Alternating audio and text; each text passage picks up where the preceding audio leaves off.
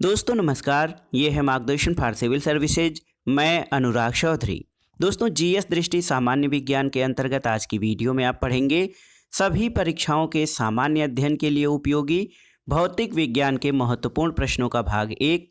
इस वीडियो में हम भौतिक राशियां, उनके मात्रक, मात्रकों की अंतर्राष्ट्रीय पद्धतियां, यांत्रिकी, चाल, दूरी, विस्थापन, त्वरण, न्यूटन के गति संबंधी नियम, कार्य, ऊर्जा और शक्ति तथा स्थूल पदार्थों के गुण से संबंधित प्रश्नों को कवर करेंगे, जो आपके आगामी परीक्षाओं के लिए बहुत ही उपयोगी तथा महत्वपूर्ण है। तो आइए शुरू करते हैं आज का वीडियो।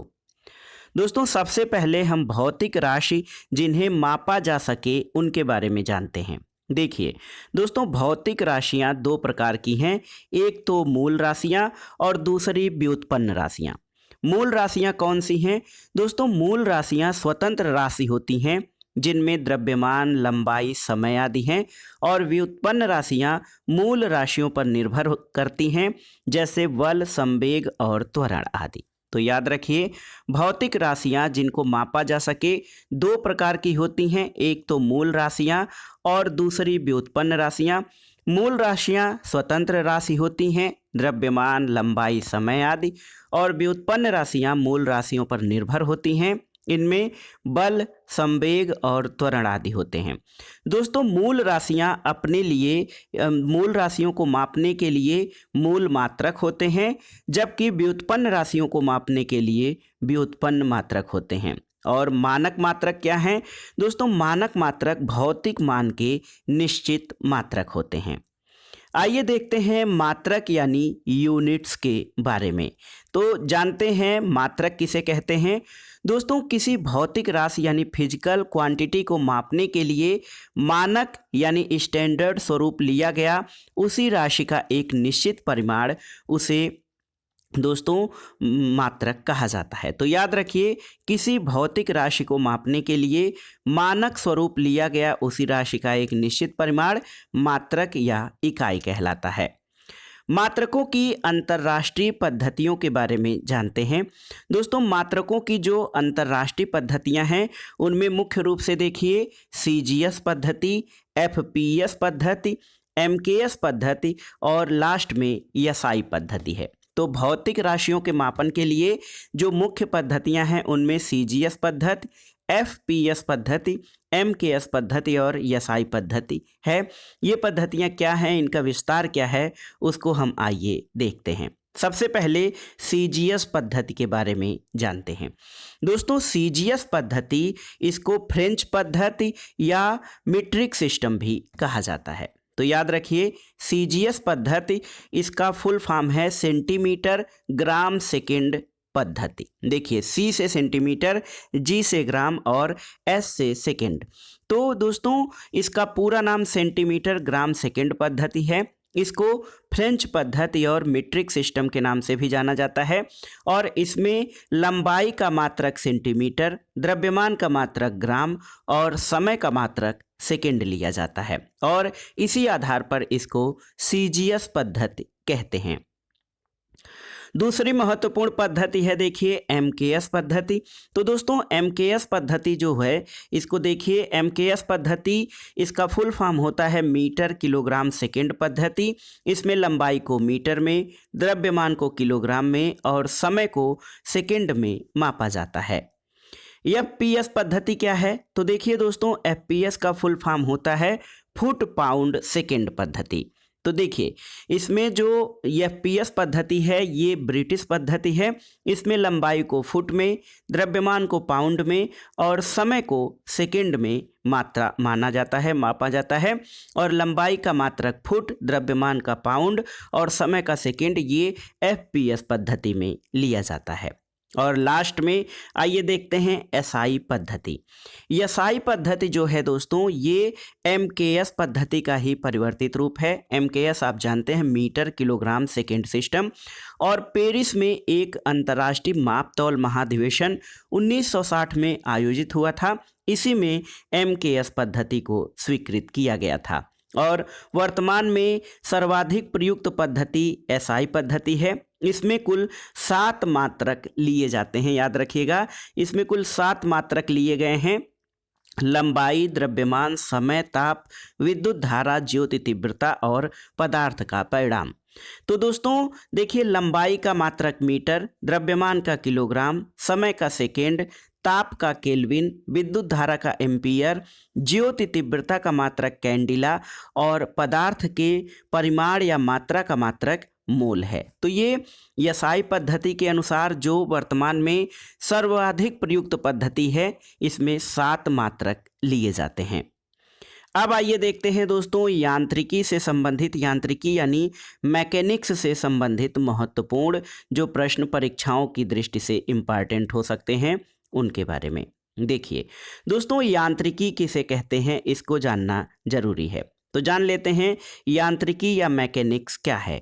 दोस्तों, पिंडों पर बल लगाने पर या उन्हें विस्थापित करने पर उनके व्यवहार में होने वाले परिवर्तन के अध्ययन के लिए जो भौतिक विज्ञान की शाखा है उसको यांत्रिकी या मैकेनिक्स कहा जाता है। इसमें सबसे पहले आइए जानते हैं भार किसे कहते हैं। दोस्तों, भार क्या है? तो भार की परिभाषा ये है, किसी वस्तु पर पृथ्वी द्वारा लगाया गया आकर्षण बल उस वस्तु का भार कहलाता है।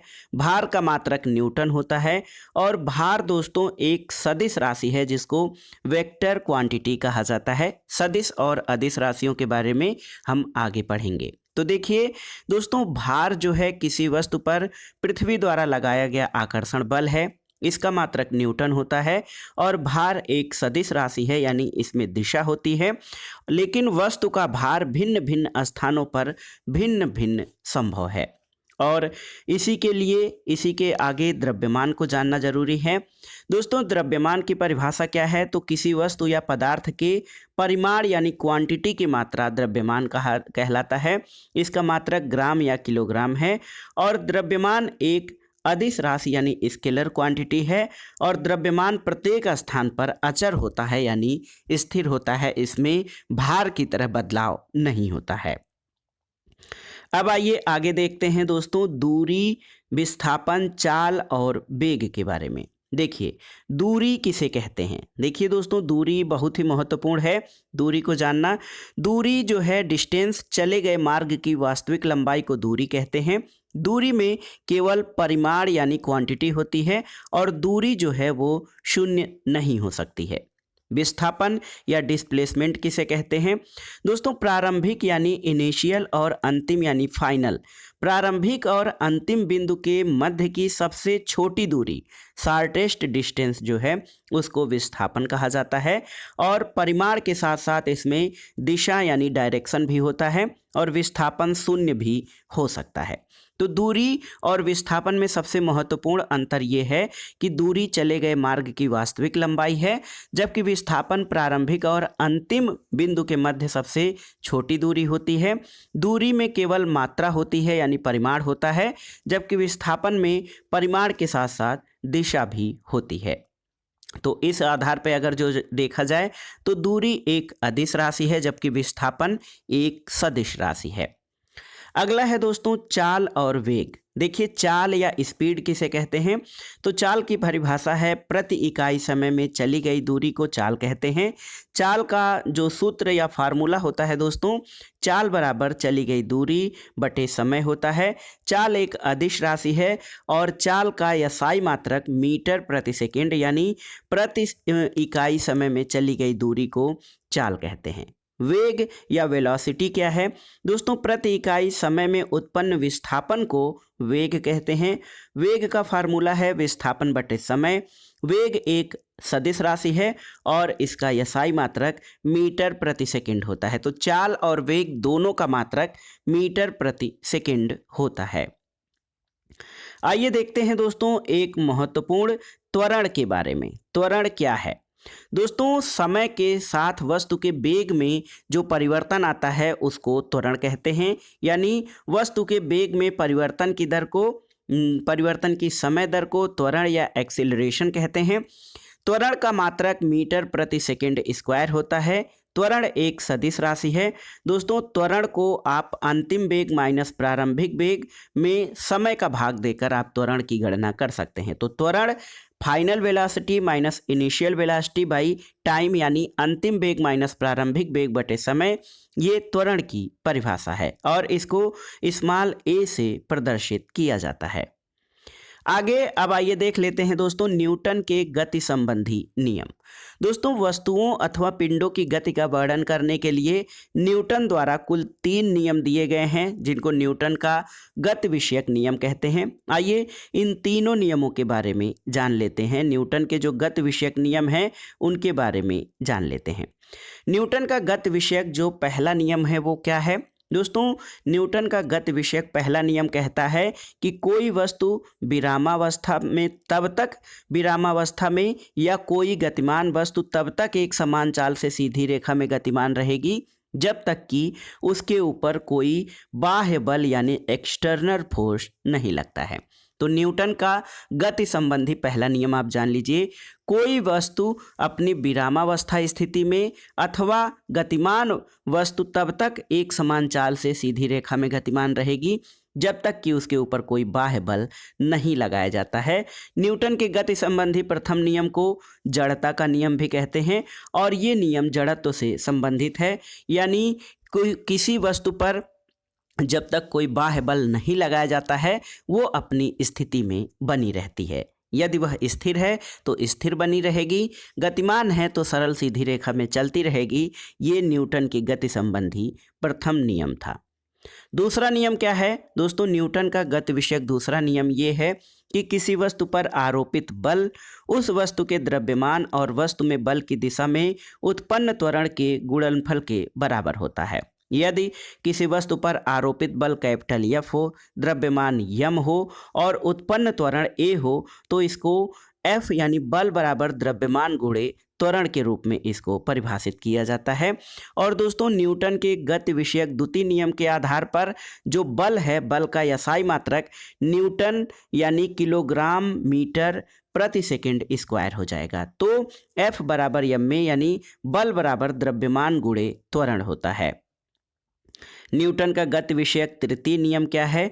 दोस्तों न्यूटन का गति विषयक तृतीय नियम ये है कि जब कभी एक वस्तु किसी दूसरी वस्तु पर बल लगाती है तो दूसरी वस्तु भी पहली वस्तु पर बराबर और विपरीत दिशा में उतना ही बल लगाती है। यानी जब कोई वस्तु किसी दूसरी वस्तु पर बल लगाती है तो दूसरी वस्तु भी पहली वस्तु पर बराबर और विपरीत दिशा में बल लगाती है, यानी इक्वल एंड अपोजिट फोर्स जो है लगता है। और ये न्यूटन के गति विषयक तृतीय नियम का जो है परिभाषा था। इसको अन्य नाम क्रिया प्रतिक्रिया नियम के रूप में भी जाना जाता है। आइए जानते हैं दोस्तों मोमेंटम या संवेग किसे कहते हैं। दोस्तों संवेग की परिभाषा ये है किसी वस्तु के द्रव्यमान और वेग का गुणनफल मोमेंटम या संवेग कहलाता है। संवेग को अगर P से प्रदर्शित किया जाए तो P इज इक्वल टू द्रव्यमान इंटू वेग, यानी P is equal to m into v और इसका SI मात्रक किलोग्राम मीटर प्रति सेकंड होता है। दोस्तों संवेग एक सदिश राशि है क्योंकि किसी वस्तु के द्रव्यमान और वेग का गुणनफल संवेग होता है। वेग एक सदिश राशि होती है। परीक्षाओं की दृष्टि से कुछ अन्य महत्वपूर्ण प्रश्नों को देख लेते हैं। वॉशिंग मशीन का जो कार्य सिद्धांत है वो किस पर आधारित है? तो ये है दोस्तों अपकेंद्रीकरण यानी सेंट्रीफ्यूगेशन। तो वॉशिंग मशीन अपकेंद्रीकरण के सिद्धांत पर कार्य करता है। ट्रेन में चलने पर उसमें बैठे हुए यात्रियों के पीछे की ओर झुकने का कारण क्या है? तो ये जड़त्व है, क्योंकि कोई वस्तु जिस स्थिति में रहती है वो उसी अवस्था में बनी रहती है। और तो जब हम बैठे रहते हैं तो हमारा शरीर स्थिर रहता है, लेकिन जैसे ही ट्रेन चलती है तो उसमें बैठे यात्री पीछे की ओर झुक जाते हैं और ये जो है जड़त्व के नियम पर आधारित है। अगला प्रश्न है कि यदि दो समान द्रव्यमान की वस्तुओं की गतिज ऊर्जाओं का अनुपात 4 और 9 हो तो उनके वेगों का अनुपात कितना हो जाएगा? तो ये 2 और 3 के अनुपात में हो जाएगा, क्योंकि गतिज ऊर्जा K is equal to 1/2 mv square होता है। v यानी वेलोसिटी का स्क्वायर। तो अगर जो गतिज ऊर्जा का अनुपात 4 और 9 है तो उनके वेगों का अनुपात 4 9 का वर्गमूल यानी 2 संबंधित 3 हो जाएगा। अगला प्रश्न है, एक तीक्ष्ण वृत्ताकार पथ पर तीव्र गति से जाता हुआ 4 पहियों वाला वाहन पलटेगा किस पर? तो ये बाहरी पहियों पर पलट जाएगा। अब आगे आइए देखते हैं कार्य यानी वर्क के बारे में कि कार्य किसे कहते हैं। देखिए दोस्तों, कार्य जो है इसकी परिभाषा ये है कि किसी वस्तु पर बल लगाकर उसकी स्थिति में परिवर्तन की क्रिया को कार्य कहते हैं। यानी यदि हम किसी वस्तु पर बल लगाकर उसकी स्थिति में जब परिवर्तन करते हैं तभी उसे हम कार्य कहेंगे। कार्य का फार्मूला कार्य बराबर बल गुणे बल की दिशा में विस्थापन, यानी W इज इक्वल टू बल यानी फोर्स इन एंड उसका विस्थापन यानी S। तो ये देखिए W is equal to F into s, कार्य बराबर बल गुणे विस्थापन होता है। और कार्य एक अदिश राशि है यानी स्केलर क्वांटिटी है। कार्य का यसाई मात्रक जूल होता है और 1 जूल 1 न्यूटन 1 मीटर, यानी 1 न्यूटन का बल लगाकर किसी वस्तु को 1 मीटर विस्थापित करने में 1 जूल कार्य किया जाता है। और कार्य का सीजीएस मात्रक यानी सेंटीमीटर ग्राम और सेकंड पद्धति में कार्य का मात्रक अर्ग होता है, याद रखिएगा। अब आइए देखते हैं दोस्तों ऊर्जा के बारे में कि ऊर्जा किसे कहते हैं। देखिए, ऊर्जा किसी वस्तु के कार्य करने की क्षमता को ऊर्जा कहते हैं। ऊर्जा एक अदिश राशि है और इसका यसाई मात्रक जूल होता है। सीजीएस मात्रक अर्ग होता है और 1 जूल 10 टू द पावर 7 अर्ग के बराबर होता है। दोस्तों यांत्रिक ऊर्जा, तो यांत्रिक ऊर्जा एक देखिए मैकेनिकल एनर्जी में गतिज ऊर्जा और स्थितिज ऊर्जा होती हैं। गतिज ऊर्जा जो काइनेटिक एनर्जी होता है K is equal to half mv square, इसका फार्मूला है। और स्थितिज ऊर्जा यानी potential energy P is equal to mgh होता है। तो देखिए स्थितिज ऊर्जा mgh इसका फार्मूला है और kinetic energy half mv square, जहां m जो है दोस्तों द्रव्यमान और v वेलासिटी होती है। अब आइए देखते हैं दोस्तों शक्ति या सामर्थ्य के बारे में। तो सबसे पहले जान लेते हैं शक्ति की परिभाषा क्या है। देखिए दोस्तों, कार्य करने की दर को सामर्थ्य या पावर कहते हैं। किसी वस्तु के कार्य करने की समय दर को सामर्थ्य कहते हैं। सामर्थ्य यानी पावर इज इक्वल टू कार्य बटे समय। तो इकाई समय में जो है जो कार्य किसी इकाई समय में किया जाए इसके अनुपात को सामर्थ्य या पावर कहते हैं। शक्ति दोस्तों, शक्ति या सामर्थ्य एक अदिश राशि यानी स्केलर क्वांटिटी है और इसका यसाई मात्रक जूल प्रति सेकंड या वाट होता है। दोस्तों सीजीएस मात्रक ग्राम सेंटीमीटर स्क्वायर प्रति सेकंड क्यूब या अर्ग प्रति सेकंड होता है। और इसके अन्य मात्रकों में जो है दोस्तों देखिए पावर का एक अन्य मात्रक होता है हार्स पावर यानी अश्वशक्ति। एक अश्वशक्ति दोस्तों 746 वाट के बराबर होती है, ये आप याद रखिएगा। 1 हार्स पावर 746 वाट के बराबर होता है। आइए कुछ विविध प्रश्नों को देख लेते हैं। सबसे पहले कलर के बारे में हम जानेंगे। देखिए कलर दोस्तों, यहाँ पर आप देख सकते हैं कि कलर जो हैं ये एक तो प्राथमिक कलर होते हैं जिनको प्राइमरी कलर्स कहा जाता है। ऐसे रंग जो किसी अन्य रंग के मिश्रण से नहीं बनते हैं उनको प्राइमरी कलर कहा जाता है, जैसे लाल, हरा और नीला रंग। लाल, हरा और नीला ये प्राइमरी या प्राथमिक रंग होते हैं, ये किसी अन्य रंग के मिश्रण से नहीं बनते हैं। इसके अलावा यहाँ पर देखिए पीला, हरा और लाल के मिश्रण से, लाल और नीला के मिश्रण से ये देखिए मैजेंटा। और दोस्तों यहाँ पर एक वर्ण त्रिभुज दिखाया गया है।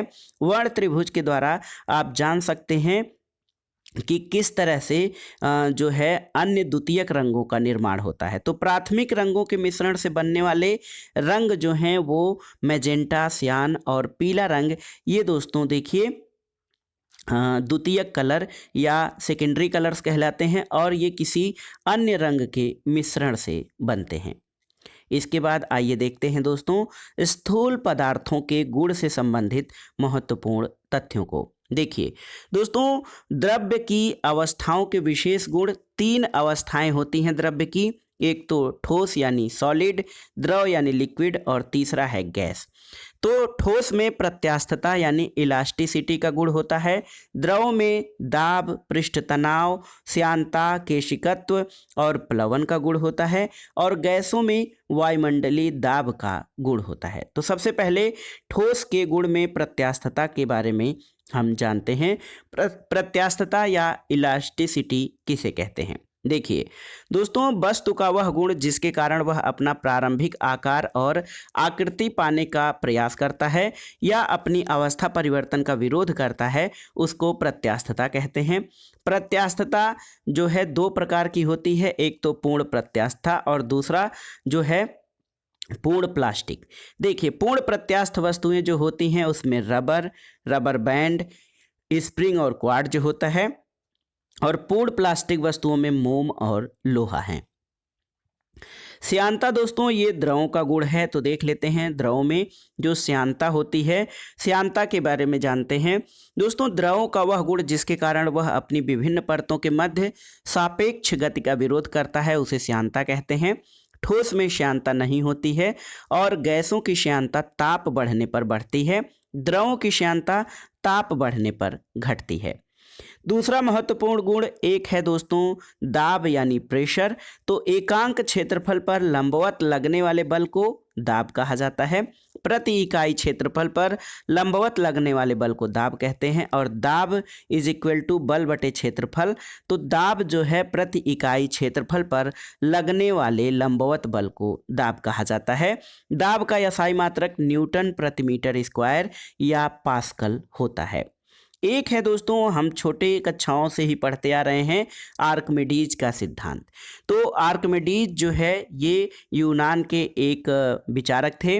किसी वस्तु को द्रव में डुबोए जाने पर उसके भार में होने वाले आभासी कमी को उस वस्तु द्वारा हटाए गए द्रव के भार के बराबर होती है और यही आर्किमिडीज का सिद्धांत है।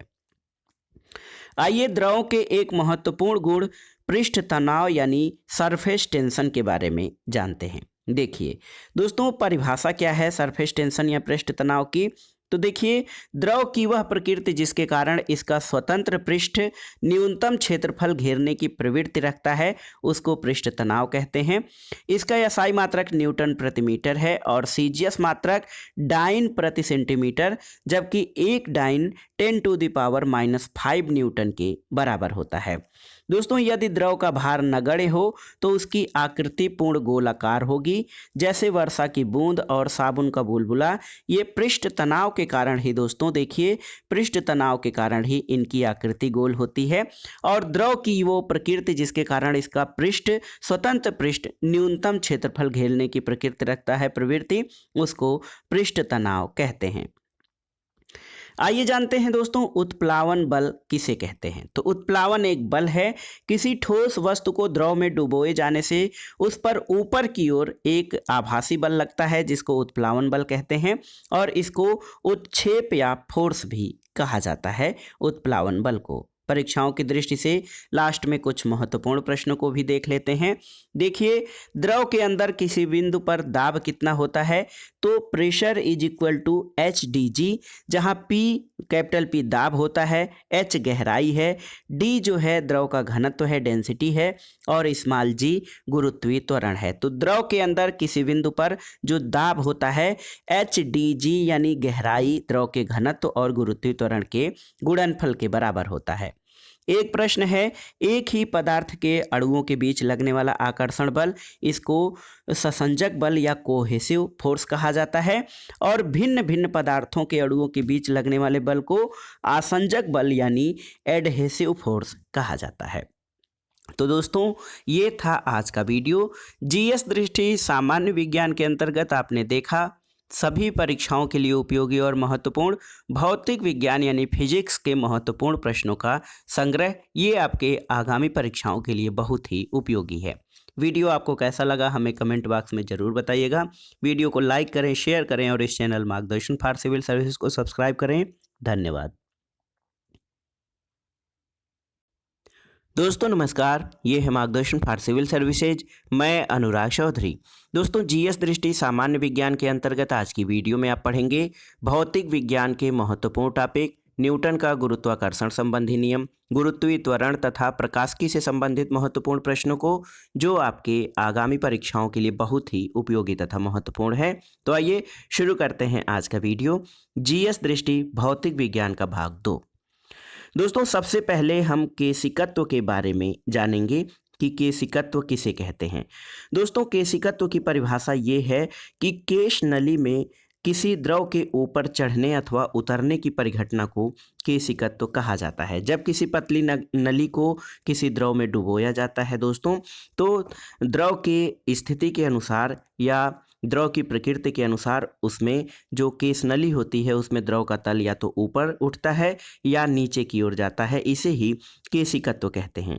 दोस्तों, केशिकत्व के जो प्रमुख घटनाएं हैं, उदाहरण हैं जो परीक्षाओं में पूछी जाती हैं: जल का पौधों की जड़ों से टहनियों तक पहुंचना, लालटेन में मिट्टी के तेल का बत्ती में ऊपर चढ़ना, मोमबत्ती में धागे से मोम का ऊपर चढ़ना, पिघलकर ऊपर चढ़ना और फाउंटेन पेन द्वारा स्याही को सोखना, ये सभी केशिकत्व के उदाहरण हैं। अब आइए देखते हैं गुरुत्व के अधीन गति। इसके अंतर्गत हम सबसे पहले जानेंगे न्यूटन का गुरुत्वाकर्षण नियम। दोस्तों, न्यूटन के गुरुत्वाकर्षण नियम की परिभाषा ये है कि दो पिंडों के बीच लगने वाले आकर्षण बल का परिमाण या मात्रा दोनों पिंडों के द्रव्यमानों के गुणनफल के अनुक्रमानुपाती और उनके बीच की दूरी के वर्ग के व्युत्क्रमानुपाती होती है। इसको जब हम फार्मूले पे सेट करेंगे तो गुरुत्वाकर्षण बल जो होता है F is proportional to m1 into m2 by r square, और इसको F is equal to G m1 m2 by r square. Capital G सार्वत्रिक नियतांक है दोस्तों, m1 और m2 दो पिंडों के द्रव्यमान है और r उनके बीच की दूरी है। आगे आइए देखते हैं दोस्तों ग्रहों के गति संबंधी नियम, केपलर के नियम। दोस्तों, केपलर ने ग्रहों की गति संबंधी 3 नियमों का प्रतिपादन किया है। पहला नियम क्या है? देखिए, पहला नियम यह है कि सभी ग्रह सूर्य के चारों ओर दीर्घवृत्ताकार कक्षाओं में परिक्रमण करते हैं जिसके एक फोकस पर सूर्य होता है। ये केपलर के ग्रहों की गति संबंधी पहला नियम था। दूसरा नियम क्या है? दूसरा नियम यह है कि सूर्य से किसी ग्रह को मिलाने वाली रेखा समान समयांतरालों में समान क्षेत्रफल पार करती है। और केपलर के ग्रहों की गति संबंधी तीसरा नियम यह है कि किसी ग्रह के परिक्रमण काल t का वर्ग उसकी दीर्घवृत्ताकार कक्षा के अर्ध दीर्घ अक्ष कैप स्मॉल a के तृतीय घात के घन के अनुक्रमानुपाती होती है, यानी t² is proportional to a cube. तो ये केपलर के ग्रहों के गति संबंधी नियम थे। आइए देखते हैं दोस्तों अनुक्रमानुपाती स्थिरांक कैपिटल G के बारे में कि कैपिटल G क्या है। दोस्तों, कैपिटल G जो है ये न्यूटन का गुरुत्वाकर्षण स्थिरांक है। इसको न्यूटन्स ग्रेविटेशनल कांस्टेंट कहा जाता है। इसका मात्रक जो है कैपिटल G का मात्रक दोस्तों न्यूटन मीटर स्क्वायर प्रति किलोग्राम स्क्वायर होता है। और कैपिटल G का मान कितना है? तो ये होता है 6.67 गुणे 10⁻⁻11 न्यूटन मीटर स्क्वायर प्रति किलोग्राम स्क्वायर। तो देखिए, जो कैपिटल G है दोस्तों ये न्यूटन का गुरुत्वाकर्षण स्थिरांक है जिसका मात्रक न्यूटन मीटर स्क्वायर प्रति किलोग्राम स्क्वायर होता है। आगे आइए देखते हैं गुरुत्वीय त्वरण किसे कहते हैं। दोस्तों, गुरुत्वीय त्वरण से संबंधित प्रश्न परीक्षाओं में बार बार पूछे जाते हैं। गुरुत्वीय त्वरण की परिभाषा सबसे पहले जान लेते हैं। मुक्त रूप से किसी ऊंचाई से पृथ्वी की ओर फेंकी गई वस्तु में पृथ्वी के गुरुत्व के कारण उत्पन्न त्वरण को गुरुत्वीय त्वरण कहते हैं और गुरुत्वीय त्वरण का मात्रक मीटर प्रति सेकेंड स्क्वायर होता है। दोस्तों, पृथ्वी तल पर या पृथ्वी के अलग अलग भागों पर स्मॉल g का मान परिवर्तित होता रहता है। देखिए, गुरुत्वीय त्वरण का मान सबसे कम विषुवत रेखा पर होता है और ध्रुवों पर गुरुत्वीय त्वरण का मान सर्वाधिक होता है। कैपिटल G से या गुरुत्वीय स्थिरांक से स्मॉल g यानी गुरुत्वीय त्वरण का क्या संबंध है? तो small g is equal to capital G me by RE square, जहाँ me पृथ्वी का दोस्तों द्रव्यमान है और RE पृथ्वी की त्रिज्या है। आइए उपग्रह की कक्षीय चाल के बारे में जानते हैं। उपग्रह की कक्षीय चाल क्या है? दोस्तों किसी पिंड के चारों ओर वृत्तीय कक्षा में परिक्रमण करने वाले उपग्रह की चाल को उपग्रह की कक्षीय चाल कहते हैं। देखिए इसका फार्मूला होता है, देखिए V0 = RE√g/r। तो यहाँ पर कक्षीय चाल जो है V0 से दर्शाया गया है, RE पृथ्वी की त्रिज्या है, g गुरुत्वीय त्वरण और r कक्षा की त्रिज्या है। पलायन वेग किसे कहते हैं? दोस्तों पलायन वेग वह न्यूनतम वेग है जिससे किसी पिंड को ऊर्ध्वाधर फेंकने पर वह पृथ्वी के गुरुत्वीय क्षेत्र से बाहर निकल जाता है और पृथ्वी पर कभी वापस नहीं लौटता है, इसको पलायन वेग कहते हैं। पृथ्वी के लिए जो पलायन वेग है उसका मान 11.2 किलोमीटर प्रति सेकंड है। यदि कोई पिंड जो है इसको ऊर्ध्वाधर 11.2 किलोमीटर प्रति सेकंड के वेग से फेंका जाए तो ये पृथ्वी पर कभी वापस नहीं लौटेगा, क्योंकि ये पृथ्वी के गुरुत्वीय क्षेत्र से बाहर निकल जाएगा। पलायन वेग का फार्मूला जो होता है VE = √2GRE, जहां RE पृथ्वी की त्रिज्या है और g आप जानते हैं गुरुत्वीय त्वरण होता है। यहाँ पर देखिए दोस्तों सरल लोलक से संबंधित कुछ महत्वपूर्ण तथ्यों को देखते हैं।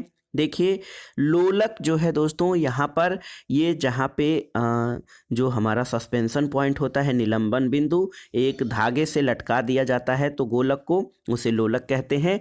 और यहाँ पर जो स्मॉल यल है वो प्रभावी लंबाई होती है लोलक को स्वतंत्र दिशा में लटकने के लिए।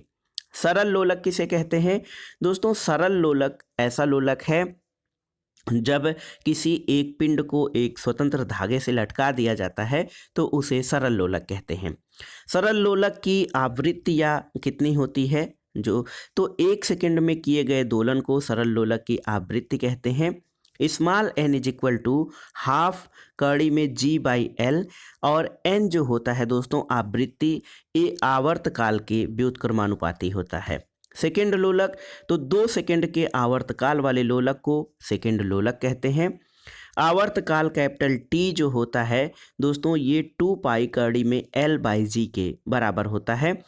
और एक प्रश्न और बनता है कि अनंत लंबाई के सरल लोलक का आवर्तकाल, ये दोस्तों अनंत लंबाई के सरल लोलक का आवर्तकाल अनंत नहीं होता है, 84.6 मिनट होता है और सरल लोलक की अधिकतम सीमा 84.6 मिनट होती है। कुछ महत्वपूर्ण तथ्यों को देख लेते हैं। देखिए एक लड़की झूले पर बैठी स्थिति में झूल रही है, उस लड़की के खड़े हो जाने पर प्ररोध आवर्तकाल क्या होगा? तो वो कम हो जाएगा। लोलक घड़ियां गर्मियों में कैसी सुस्त हो जाती हैं। और कृत्रिम उपग्रहों को पृथ्वी से ट्रैक किया जाता है किसके द्वारा? डापलर प्रभाव के द्वारा। और देखिए कक्षीय चाल और पलायन वेग का संबंध क्या है? तो ये कक्षीय चाल VE = कड़ी में 2VO होता है। और अगला प्रश्न है वह भारतीय जिसने न्यूटन से पूर्व ही बता दिया था कि सभी वस्तुएं पृथ्वी की ओर आकर्षित होती हैं। तो एक गणितज्ञ रहे ब्रह्मगुप्त, इन्होंने न्यूटन के पहले ही ये बताया था सभी वस्तुएं पृथ्वी की ओर आकर्षित होती हैं। अब आइए प्रकाशिकी यानी ऑप्टिक्स से संबंधित महत्वपूर्ण तथ्यों को देखते हैं।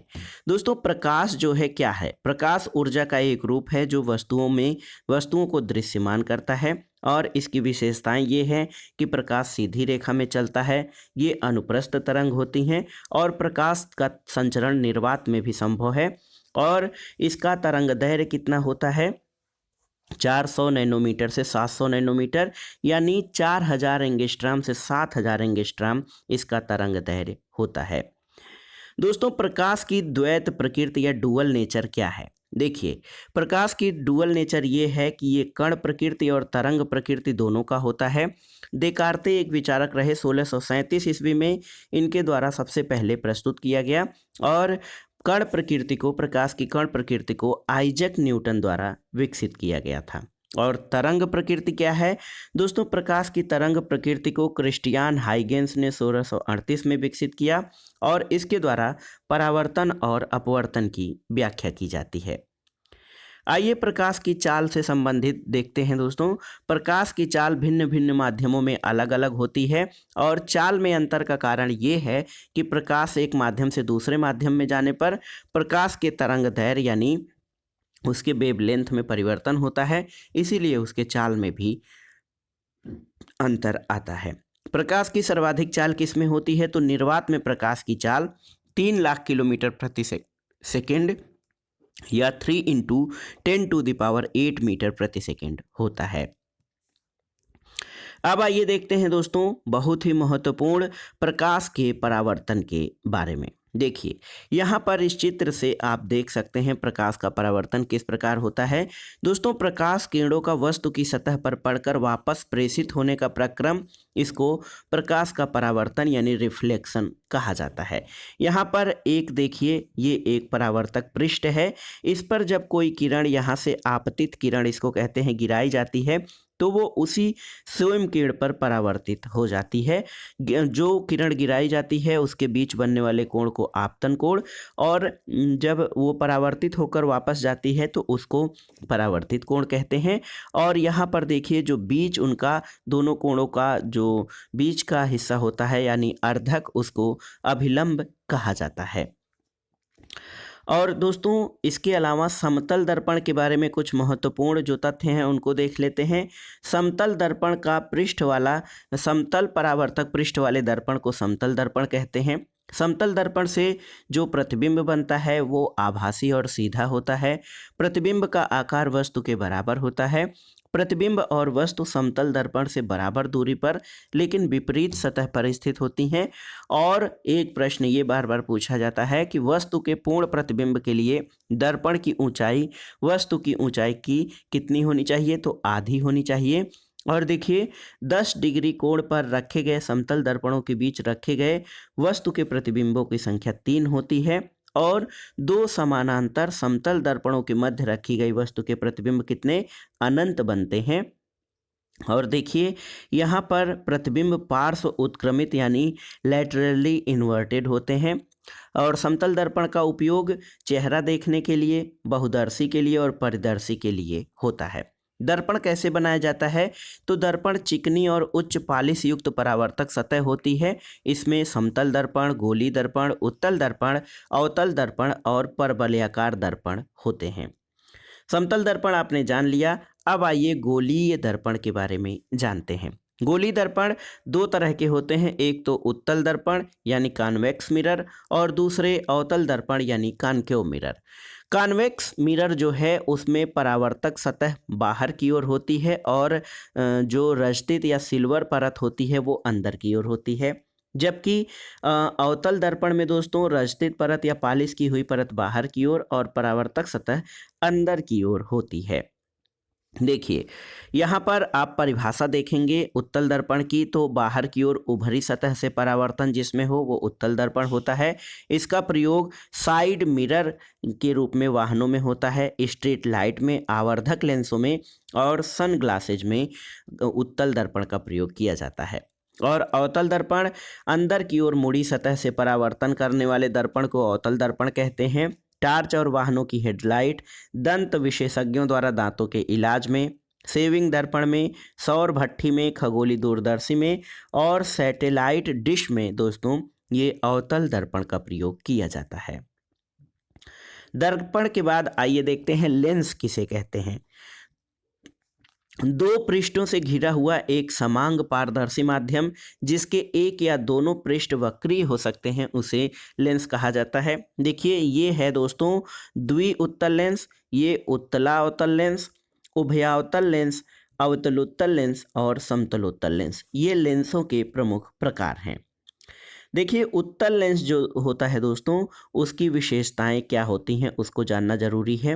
देखिए उत्तल लेंस जो है वो केंद्र पर मोटा किंतु किनारों पर पतला होता है, आप यहाँ पे देख सकते हैं, और इसको अभिसारी लेंस और द्विउत्तल लेंस भी कहा जाता है।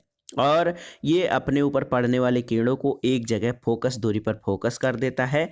इसका प्रयोग माइक्रोस्कोप यानी सूक्ष्मदर्शी में, कैमरा में, दूरदृष्टि दोष या हाइपरमेट्रोपिया के सुधार के लिए तथा दूरबीन में उत्तल लेंस का प्रयोग किया जाता है। अब आइए अवतल लेंस के बारे में जानते हैं दोस्तों। अवतल लेंस केंद्र पर पतला, यहाँ पर देखिए पतला है और किनारों पर मोटा होता है। इसको अपसारी लेंस या उभयावतल लेंस भी कहा जाता है। और दोस्तों अवतल लेंस जो होता है इसका प्रयोग निकट दृष्टि दोष के निवारण में, वाहनों की हेडलाइट में और स्ट्रीट लैंप में किया जाता है। अब आइए प्रकाश के एक महत्वपूर्ण गुण अपवर्तन के बारे में यानी रिफ्रैक्शन ऑफ लाइट के बारे में जानते हैं। देखिए दोस्तों, प्रकाश की किरण का एक पारदर्शी माध्यम से दूसरी पारदर्शी माध्यम में प्रवेश करने पर उसके मूल पथ से विचलन को अपवर्तन कहा जाता है। और प्रकाश जब विरल माध्यम से सघन माध्यम में जा रहा है तो यहाँ पर देखिए आपतित किरण जो है वो ऐसे सीधे जाने चाहिए, सीधी न जाने के बाद अभिलंब की तरफ वो झुक जाती है। यानी जब प्रकाश की किरण एक माध्यम से दूसरे माध्यम में जाती है तो अपने मूल पथ से विचलित हो जाती है। इसको ही प्रकाश का अपवर्तन कहते हैं। अपवर्तन के कुछ उदाहरण जान लेते हैं। देखिए, जल में डूबी हुई छड़ बाहर से देखने पर छोटी और सतह पर मुड़ी हुई दिखती है। पानी से भरे हुए बर्तन में पड़े सिक्के का अपने स्थान से उठता हुआ प्रतीत होना और तारों का टिमटिमाना, ये अपवर्तन के उदाहरण हैं। अपवर्तनांक किसे कहते हैं? तो दोस्तों यहाँ देखिए इसकी परिभाषा है निर्वात में प्रकाश की चाल का किसी माध्यम में प्रकाश की चाल से अनुपात, इसको अपवर्तनांक कहते हैं। और माध्यम का अपवर्तनांक जितना अधिक होगा उसमें प्रकाश की चाल उतनी ही कम होगी और इसको म्यू से प्रदर्शित किया जाता है प्रकाश के अपवर्तनांक को। एक महत्वपूर्ण घटना है दोस्तों पूर्ण आंतरिक परावर्तन। पूर्ण आंतरिक परावर्तन या टोटल इंटरनल रिफ्लेक्शन किसे कहते हैं? देखिए, किसी सघन माध्यम से विरल माध्यम में जाने वाली प्रकाश किरण के लिए आपतन कोण क्रांतिक कोण से अधिक होने पर किरण का सघन माध्यम के पृष्ठ से परावर्तित होकर वापस लौट जाना पूर्ण आंतरिक परावर्तन कहलाता है। इसको यहाँ पर देखिए आप इस चित्र के माध्यम से समझ सकते हैं। ये विरल माध्यम है, नीचे सघन माध्यम है। आपतित किरण जब यहाँ पर जा रही है तो यहाँ से लौट आ रही है, जबकि अभिलंब जो है ऐसे अगर जो हम देखें अपवर्तन कोण 90 डिग्री के बराबर है। तो ये पूर्ण आंतरिक परावर्तन को आप चित्र से समझ सकते हैं। प्रकाश का एक महत्वपूर्ण गुण प्रकाश का प्रकीर्णन है। प्रकाश का प्रकीर्णन क्या है दोस्तों? माध्यम में निहित विभिन्न पदार्थों के कणों से टकराकर प्रकाश का सभी दिशा में फैलना जो है इसको प्रकाश का प्रकीर्णन कहते हैं। प्रकाश के प्रकीर्णन जो है तरंगदैर्घ्य के 1/, तरंगदैर्घ्य के चौथे घात के व्युत्क्रमानुपाती होता है।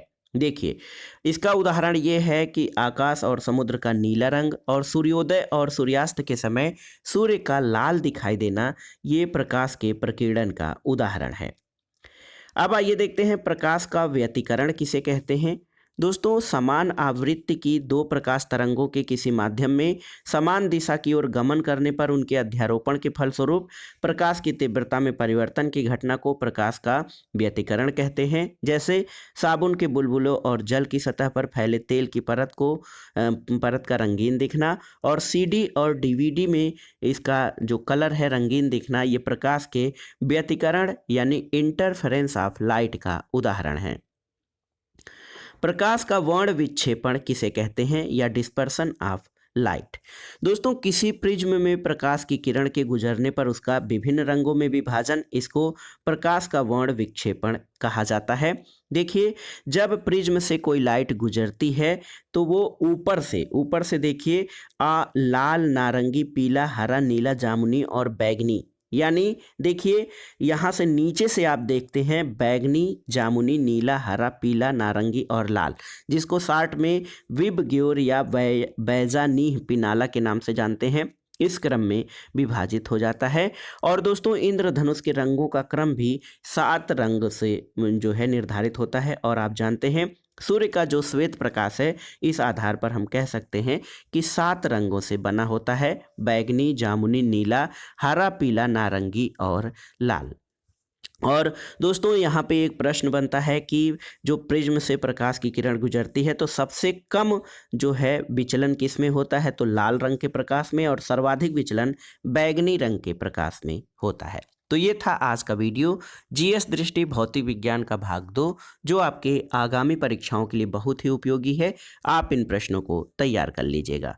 वीडियो आपको कैसा लगा हमें कमेंट बॉक्स में ज़रूर बताइएगा। वीडियो को लाइक करें, शेयर करें और इस चैनल मार्गदर्शन फॉर सिविल सर्विसेज को सब्सक्राइब करें। वीडियो देखने के लिए धन्यवाद दोस्तों। नमस्कार। दोस्तों नमस्कार, ये है मार्गदर्शन फॉर सिविल सर्विसेज। मैं अनुराग चौधरी।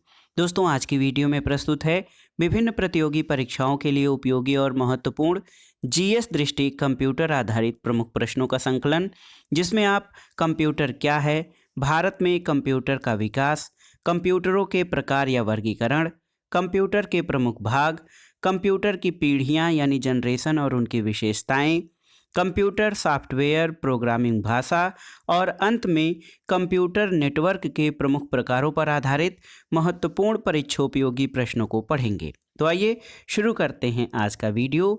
जीएस दृष्टि कंप्यूटर जीके से संबंधित महत्वपूर्ण प्रश्नों का संकलन। दोस्तों सबसे पहले हम जानेंगे कंप्यूटर किसे कहते हैं। दोस्तों वर्तमान युग कंप्यूटर और सूचना प्रौद्योगिकी का युग है और इंफॉर्मेशन टेक्नोलॉजी में कंप्यूटर और इंटरनेट का बहुत अधिक महत्व है। सबसे पहले जानते हैं कंप्यूटर क्या है। दोस्तों कंप्यूटर, जिसको हिंदी में संगणक कहा जाता है, ये आंकड़ों को प्रोसेस करने वाला यंत्र है। और सूचना, तो दोस्तों जिस डेटा पर प्रक्रिया हो चुकी हो उसे सूचना यानी इंफॉर्मेशन कहते हैं। डाटा क्या होता है? दोस्तों डाटा असिद्ध तथ्य, अंक और सांख्यिकी का समूह होता है जिस पर प्रक्रिया करने से अर्थपूर्ण सूचना प्राप्त होती है। तो डाटा जो है वो असिद्ध तथ्य, अंक और सांख्यिकी का समूह होता है जिस पर प्रोसेसिंग करने से अर्थपूर्ण सूचना प्राप्त होती है। कंप्यूटर की शब्दावली में एक वर्ड यूज होता है दोस्तों, बाइट। तो बाइट क्या है? कंप्यूटर की स्मृति यानी मेमोरी की मापक इकाई होती है बाइट। एक बाइट बराबर 8 बिट, यानी एक बाइट 8 बिट के बराबर होती है। बिट क्या है? तो कंप्यूटर की स्मृति या मेमोरी की सबसे छोटी इकाई बिट होती है और 8 बिट एक बाइट के बराबर होता है। अब आइए देखते हैं दोस्तों भारत में कंप्यूटर का विकास किस प्रकार हुआ है। दोस्तों भारत का प्रथम स्वदेश निर्मित कंप्यूटर कौन है? टिफरैक, TIFRAC। ये भारत का प्रथम स्वदेश निर्मित कंप्यूटर है और 1962 में इसका विकास किया गया था और इसका पूरा नाम Tata institute of fundamental research automatic computer. दोस्तों कंप्यूटर के जनक किसे कहा जाता है? तो आप जानते हैं चार्ल्स बेबेज। चार्ल्स बेबेज के दोस्तों कंप्यूटर का जनक या पिता कहा जाता है। भारत में जो कंप्यूटर का विकास हुआ है 1962 में Tata institute of fundamental research automatic computer TIFRAC, ये 1962 में बना। इसके अलावा दोस्तों देखिए CDAC, जिसका पूरा नाम होता है प्रगत संगणन विकास केंद्र, और इसका उद्देश्य सुपर कंप्यूटिंग के क्षेत्र में आत्मनिर्भरता प्राप्त करना, और CDAC की स्थापना 1988 में की गई है। इसके बाद दोस्तों भारत में परम श्रृंखला का नवीनतम सुपर कंप्यूटर कौन है? तो ये है परम सिद्धि AI यानी आर्टिफिशियल इंटेलिजेंस परम सिद्धि। ये परम श्रृंखला का नवीनतम सुपर कंप्यूटर है। आगे आइए देखते हैं दोस्तों HEC2M क्या है। तो ये भारत का पहला कंप्यूटर है और वर्ष 1956 में 10 लाख रुपए में खरीदा गया था। भारत में निर्मित प्रथम कंप्यूटर तो ये सिद्धार्थ था और स्थापना स्थल, ये जो कंप्यूटर लाया गया था इसको भारतीय सांख्यिकी संस्थान कोलकाता में स्थापित किया गया था। परम 8000 क्या है? तो दोस्तों ये बहुत ही महत्वपूर्ण है। परम 8000 ये भारत का प्रथम सुपर कंप्यूटर जो 1991 में निर्मित हुआ था। परम श्रृंखला के अन्य सुपर कंप्यूटरों में अगर देखा जाए तो परम 10,000, परम पदम, परम युवा, परम युवा 2, परम वायुक्रोम, परम वायु ब्लेज, परम ईशान, परम शावक, परम संगणक, परम शक्ति जो IIT खड़गपुर, परम ब्रह्मा IISER पुणे और परम शिवाय IIT BHU द्वारा निर्मित किया गया है। आइए देखते हैं दोस्तों कंप्यूटरों का वर्गीकरण यानी क्लासिफिकेशन ऑफ कंप्यूटर्स। तो देखिए दोस्तों, कंप्यूटरों का वर्गीकरण जिन जिन जो है भागों में किया जाता है। यहाँ पर कंप्यूटर का एक प्रकार है मेन फ्रेम कंप्यूटर। तो बड़ी कंपनियों और ऑफिसों में सर्वर के रूप में प्रयुक्त कंप्यूटर्स को मेन फ्रेम कंप्यूटर कहा जाता है और इसके द्वारा एक साथ कई प्रयोक्ताओं द्वारा लॉगिन संभव है। तो पहला जो कंप्यूटर का प्रकार है वो है मेन फ्रेम कंप्यूटर। दूसरा प्रकार दोस्तों सुपर कंप्यूटर है और सुपर कंप्यूटर शब्द का पहली बार प्रयोग 1929 में अमेरिका में किया गया है और ये अत्यंत तीव्र कंप्यूटर होता है और पहला सुपर कंप्यूटर CDC 6600 था। और इसका अनुप्रयोग क्या है? तो दोस्तों सुपर कंप्यूटर का प्रयोग जो है वो मौसम संबंधी अनुसंधान, नाभिकीय हथियार, क्वांटम फिजिक्स, रासायनिक यौगिकों के अध्ययन में किया जाता है। और देखिए बहुत ही महत्वपूर्ण है, परीक्षाओं के करंट अफेयर्स में पूछा जाता है कि विश्व का द्रुततम या तीव्रतम सुपर कंप्यूटर कौन है। तो जून 2021 तक के आंकड़ों के अनुसार जापान का फुकागु जो है ये विश्व का द्रुततम सुपर कंप्यूटर है और दुनिया के अनेक देश लगातार सुपर कंप्यूटरों का विकास कर रहे हैं, इसमें संलग्न हैं। तो ये दोस्तों करंट अफेयर्स के साथ साथ ये बदलता जाता है, लेकिन दुनिया का द्रुततम सुपर कंप्यूटर जापान का फुकागु है। इसके अलावा कंप्यूटर का एक प्रकार दोस्तों देखिए माइक्रो कंप्यूटर है और ये छोटे आकार वाले कंप्यूटर होते हैं जिनमें माइक्रो प्रोसेसर्स का प्रयोग किया जाता है। माइक्रो कंप्यूटर को पर्सनल कंप्यूटर यानी PC भी कहा जाता है। तो दोस्तों पर्सनल कंप्यूटर में कई प्रकार होते हैं, जिसमें देखिए पर्सनल कंप्यूटर में desktop computer, laptop, palm top, notebook और टैबलेट कंप्यूटर तथा अब वर्तमान में जो स्मार्टफोन्स हैं वो भी कंप्यूटर का ही एक प्रकार हैं। इसके अलावा दोस्तों मिनी कंप्यूटर क्या हैं? तो ये आकार में बड़े होते हैं और इनका वर्ड लेंथ 32 बिट या उससे अधिक होता है। इनका अनुप्रयोग पेरोल, इनका अकाउंटिंग और वैज्ञानिक प्रयोगों में किया जाता है। कंप्यूटर आधारित कुछ परीक्षा दृष्टि से संबंधित प्रश्नों को देख लेते हैं। अपने ब्राउज़र में सहेज कर किसी पसंदीदा वेबसाइट को जल्दी से एक्सेस करने का तरीका क्या है? तो इसको बुकमार्क कहते हैं। MS-DOS का सर्वप्रथम विमोचन जिस वर्ष हुआ था तो ये वर्ष था 1981 और कीबोर्ड केबल को कंप्यूटर के जिस पोर्ट में लगाते हैं इसको दोस्तों USB पोर्ट कहते हैं। एक प्रश्न है आपके लिए कि USB का फुल फॉर्म क्या होता है, आपको बताना है। आइए देखते हैं दोस्तों कंप्यूटर के प्रमुख भाग। हम जो कंप्यूटर चलाते हैं या जो कंप्यूटर हमारे द्वारा संचालित किया जाता है उसके प्रमुख भाग कौन कौन से होते हैं। तो ये टेक्निकल लैंग्वेज है दोस्तों, इनपुट यूनिट होता है। इसके अलावा सबसे महत्वपूर्ण कंप्यूटर में सेंट्रल प्रोसेसिंग यूनिट यानी CPU होता है। इसके अलावा इनपुट यूनिट CPU और आउटपुट यूनिट होता है और एक महत्वपूर्ण जो इसका डेटा भंडारण का मेमोरी यूनिट होता है कंप्यूटर में। दोस्तों कंप्यूटर की पीढ़ियों के बारे में यानी जनरेशन्स ऑफ कंप्यूटर के बारे में जान लेते हैं। तो पहली पीढ़ी के कंप्यूटर और उनकी विशेषताएं क्या हैं। दोस्तों जो पहली पीढ़ी के कंप्यूटर थे वो आकार में बड़े होते थे और ये खर्चीले थे और इनका केवल सीमित अनुप्रयोग यानी कुछ सीमित कार्य ही इनके द्वारा किए जा सकते थे। और दोस्तों प्रथम पीढ़ी के कंप्यूटरों का जो समय है 1940 से 1956 है और सॉफ्टवेयर जो होता है वो मशीनी भाषा का प्रयोग करता है। हार्डवेयर वैक्यूम ट्यूब और मैग्नेटिक ड्रम मेमोरी का प्रयोग करते हैं। दूसरी पीढ़ी के कंप्यूटर या सेकेंड जनरेशन कंप्यूटर क्या हैं। दोस्तों वर्ष 1956 से 1963 तक का समय वो द्वितीय पीढ़ी के कंप्यूटरों का है और इसमें सॉफ्टवेयर में असेंबली भाषा यानी फोर्ट्रान और कोबोल का प्रयोग किया गया।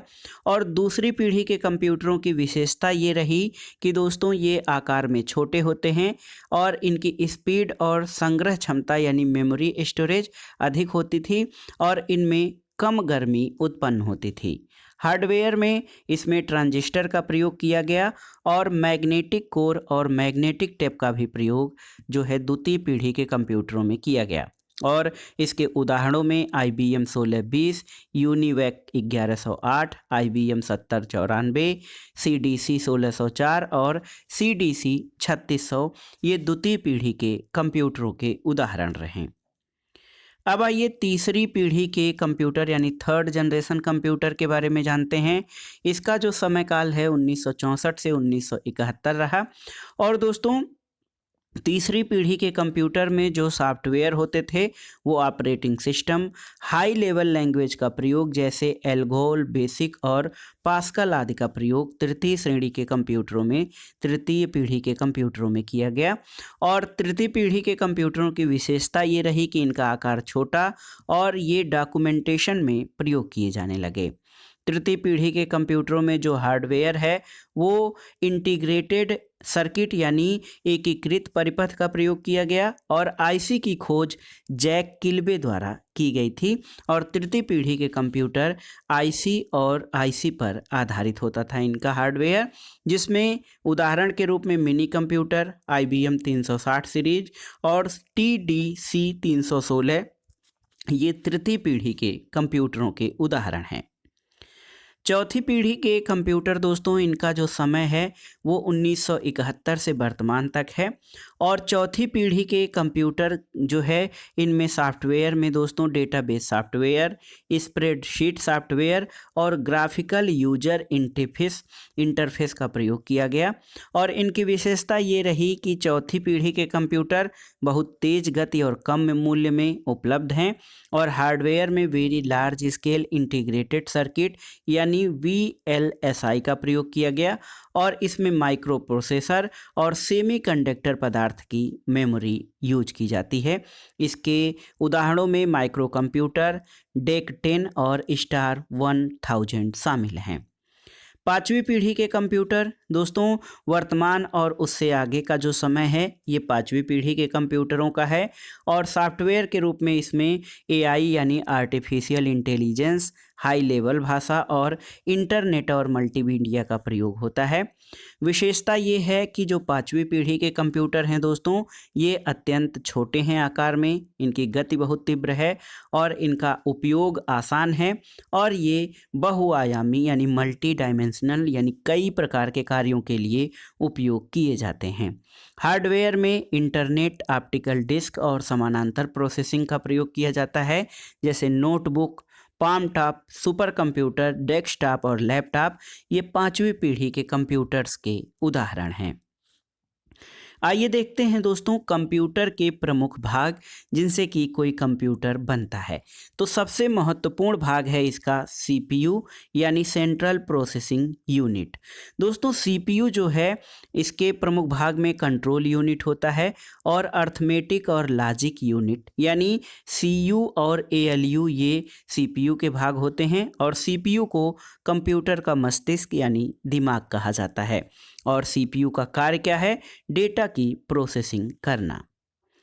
दूसरा जो है इनपुट यूनिट। तो दोस्तों इनपुट यूनिट क्या होता है? ये जो आपको चित्र दिखाई दे रहे हैं, कीबोर्ड, माउस और पेन, ये सारी चीज़ें इनपुट यूनिट के रूप में प्रयोग की जाती हैं। इनपुट युक्तियाँ ऐसी युक्तियाँ हैं जिनका प्रयोग डेटा और निर्देशों को कंप्यूटर में प्रविष्ट कराने के लिए किया जाता है। और इसके उदाहरण में देखिए, आप देख सकते हैं keyboard, mouse, scanner, track ball और लाइट पेन ये सभी महत्वपूर्ण इनपुट डिवाइसेज हैं। और एक प्रश्न भी इस पर बनता है, कई सारे ऑप्शन दे दिए जाते हैं और उसमें पूछा जाता है कौन इनपुट युक्ति है कंप्यूटर की। तो keyboard, mouse, scanner, track ball और लाइट पेन आदि ये कंप्यूटर की महत्वपूर्ण इनपुट डिवाइस हैं। आउटपुट डिवाइसेज क्या होती हैं? तो दोस्तों यहाँ पर आप देख सकते हैं ये चित्र में जो है आउटपुट डिवाइसेज दिखाए गए हैं और ऐसी युक्तियाँ जिनसे संगणना के परिणाम प्रयोक्ता तक पहुँचते हैं उनको आउटपुट युक्तियाँ कहते हैं। और इसमें प्रिंटर, प्लॉटर, मॉनिटर और LCD ये सभी महत्वपूर्ण आउटपुट जो है कंप्यूटर के कहे जाते हैं। मेमोरी यूनिट बहुत ही महत्वपूर्ण होती है। मेमोरी यूनिट कंप्यूटर का वह भाग है जिसके द्वारा सूचनाओं और अनुदेशों का भंडारण और पुनरुद्धरण किया जाता है। और मेमोरी यूनिट दो प्रकार की होती है, एक तो इंटरनल मेमोरी और दूसरा एक्सटर्नल यानी आंतरिक और बाह्य मेमोरी। और कंप्यूटर की मेमोरी या क्षमता का मापन किस आधार पर किया जाता है, तो दोस्तों इसके लिए जो इकाइयां हैं बाइट, मेगाबाइट, किलोबाइट, गीगाबाइट और टेराबाइट होती हैं। और एक बाइट दोस्तों 10⁻³ किलोबाइट के बराबर होता है। बाह्य स्मृति क्या है, तो दोस्तों बाह्य स्मृति या एक्सटर्नल मेमोरी को सेकेंडरी मेमोरी भी कहा जाता है। और ऐसी युक्तियां जो कंप्यूटर भंडारण के लिए बाहर से प्रयोग की जाती हैं, जैसे hard disk, floppy disk, CD ROM, DVD, pen drive और ब्लू रे डिस्क, ये बाह्य स्टोरेज के उदाहरण हैं, कंप्यूटर के बाह्य मेमोरी के उदाहरण हैं। इसके अलावा दोस्तों बहुत ही महत्वपूर्ण है हार्ड डिस्क, जो प्रयोग में आता है शब्द, ये एक से अधिक डिस्क का संकलन होता है और ट्रैक और सेक्टर में विभाजित होता है। डीवीडी क्या है, तो डीवीडी दोस्तों ऑप्टिकल स्टोरेज डिवाइस होता है और इसकी संग्रहण क्षमता सीडी यानी कॉम्पैक्ट डिस्क से अधिक होती है। इसके उदाहरण में डीवीडी-आर, डीवीडी-आर-डब्ल्यू और ये सभी इसके उदाहरण हैं। पेन ड्राइव क्या है दोस्तों, पेन ड्राइव को यूएसबी फ्लैश ड्राइव भी कहा जाता है और डेटा संग्रहण युक्तियों में सबसे लोकप्रिय डिवाइस जो है ये पेन ड्राइव होती है। और हम में से प्रत्येक के पास एक आध दो पेन ड्राइव अवश्य ही होते हैं अपने डेटा को सुरक्षित रखने के लिए। इंटरनल मेमोरी और उसके प्रकार क्या क्या हैं, तो दोस्तों रैम और रोम आप जानते हैं। रैम क्या है, तो इसका पूरा नाम रैंडम एक्सेस मेमोरी होता है और इसका कार्य ये है कि जिन प्रोग्रामों और सूचनाओं की प्रोसेसिंग का कार्य कंप्यूटर कर रहा होता है उसे कंप्यूटर की स्मृति में धारण करना रैम का कार्य होता है। रैम दोस्तों अस्थायी मेमोरी होती है और संग्रहित डाटा कंप्यूटर बंद होने पर नष्ट हो जाता है। दूसरा प्रकार है मेमोरी का, वो है रोम यानी नॉट वोलेटाइल मेमोरी, जिसको रीड ओनली मेमोरी कहा जाता है और इसका कार्य कंप्यूटर को बेसिक इनपुट आउटपुट डिवाइस का संग्रहण करना है। रोम का विशेषता क्या है दोस्तों, रोम जो है ये मेमोरी में भंडारित डेटा या अनुदेश को सिर्फ पढ़ा जा सकता है, हटाया नहीं जा सकता है। तो प्रकार जो हैं इसके रैम और रोम हैं। और क्या है, तो दोस्तों कंप्यूटर के मदरबोर्ड में चिप के रूप में प्रयुक्त मेमोरी उपकरण जो हैं वो रैम और रोम होते हैं। तो इसका फुल फॉर्म भी पूछा जाता है। रैम का फुल फॉर्म है रैंडम एक्सेस मेमोरी और रोम का है जो है रीड ओनली मेमोरी। और इसके अन्य नाम प्राइमरी मेमोरी यानी प्राथमिक स्मृति और मुख्य स्मृति होते हैं। आइए देखते हैं कंप्यूटर सॉफ्टवेयर के बारे में। दोस्तों सिस्टम सॉफ्टवेयर होता है कंप्यूटर में, ये कंप्यूटर का मुख्य प्रोग्राम होता है। कंप्यूटर को स्टार्ट करने के लिए सिस्टम सॉफ्टवेयर आवश्यक होता है और कंप्यूटर की आंतरिक प्रणाली का नियंत्रण ये सिस्टम सॉफ्टवेयर ही करता है।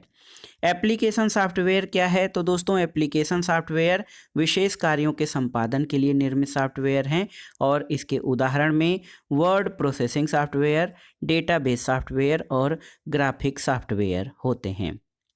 कंप्यूटर प्रोग्रामिंग भाषा क्या है, तो दोस्तों इसके अंतर्गत एक तो मशीन भाषा है या मशीन लैंग्वेज, इसका अन्य नाम बाइनरी भाषा है। कंप्यूटर के द्वारा समझी जाने वाली भाषा को बाइनरी भाषा या मशीनी लैंग्वेज कहते हैं और बाइनरी लैंग्वेज 1 और 0 पर आधारित भाषा है। दूसरी प्रकार की भाषा एक उच्च स्तरीय भाषा होती है जिसके अंतर्गत कोबोल, लोगो, बेसिक, एल्गोल और सी++ और प्रोलॉग शामिल हैं। तो ये उच्च स्तरीय भाषाओं के उदाहरण हैं। और ये क्या हैं, तो दोस्तों भाषाएं जो हैं ये किसी कार्य को करने के लिए प्रोग्रामर द्वारा दिए गए निर्देशों का अनुसरण का कार्य करती हैं। आइए जानते हैं कंप्यूटर नेटवर्क के प्रमुख प्रकार।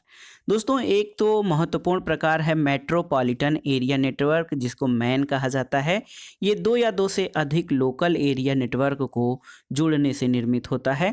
तो देखिए, दो या दो से अधिक लोकल एरिया नेटवर्क को जुड़ने से मैन यानी मेट्रोपॉलिटन एरिया नेटवर्क विकसित होता है और एक शहर की सीमा में ये स्थित होता है और इसमें राउटर, स्विच और हब्स आदि उपकरण प्रयोग होते हैं।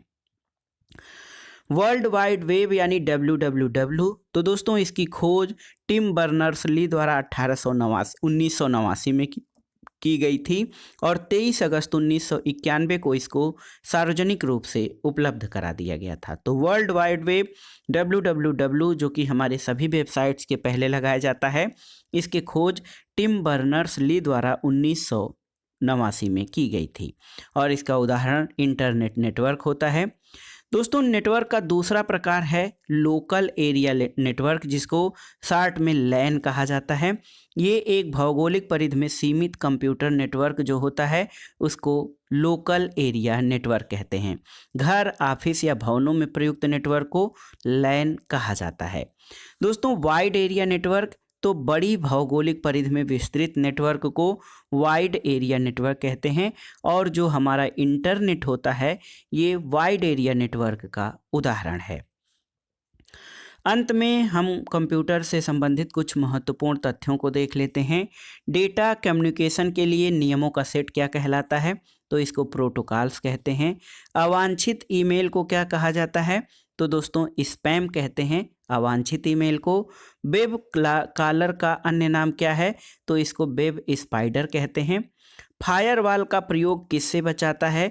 तो दोस्तों फायरवॉल का प्रयोग संचार नेटवर्क में अनधिकृत आक्रमण से बचाता है। कंप्यूटर में शब्द की लंबाई मापी जाती है, तो इसके मापन की इकाई बिट्स है। ईथरनेट किसका उदाहरण है? तो लैन यानी लोकल एरिया नेटवर्क का उदाहरण है ईथरनेट। इंडेक्स होल किससे संबंधित है? तो ये फ्लॉपी डिस्क से संबंधित है। और देखिए दोस्तों अंतिम प्रश्न इस वीडियो का, डक डक गो क्या है? तो डक डक गो एक सर्च इंजन है और आप जानते हैं दोस्तों गूगल इस समय वर्तमान में सबसे ज़्यादा जो है प्रयोग किया जाने वाला सर्च इंजन है। डक डक गो भी इसी की तरह एक सर्च इंजन है। तो दोस्तों ये था आज का वीडियो। सभी परीक्षाओं के लिए उपयोगी और महत्वपूर्ण कंप्यूटर आधारित महत्वपूर्ण प्रश्नों का संकलन, जो आपके आगामी विभिन्न परीक्षाओं के लिए बहुत ही उपयोगी है। आप इन प्रश्नों को तैयार कर लीजिएगा। वीडियो आपको कैसा लगा हमें कमेंट बॉक्स में ज़रूर बताइएगा।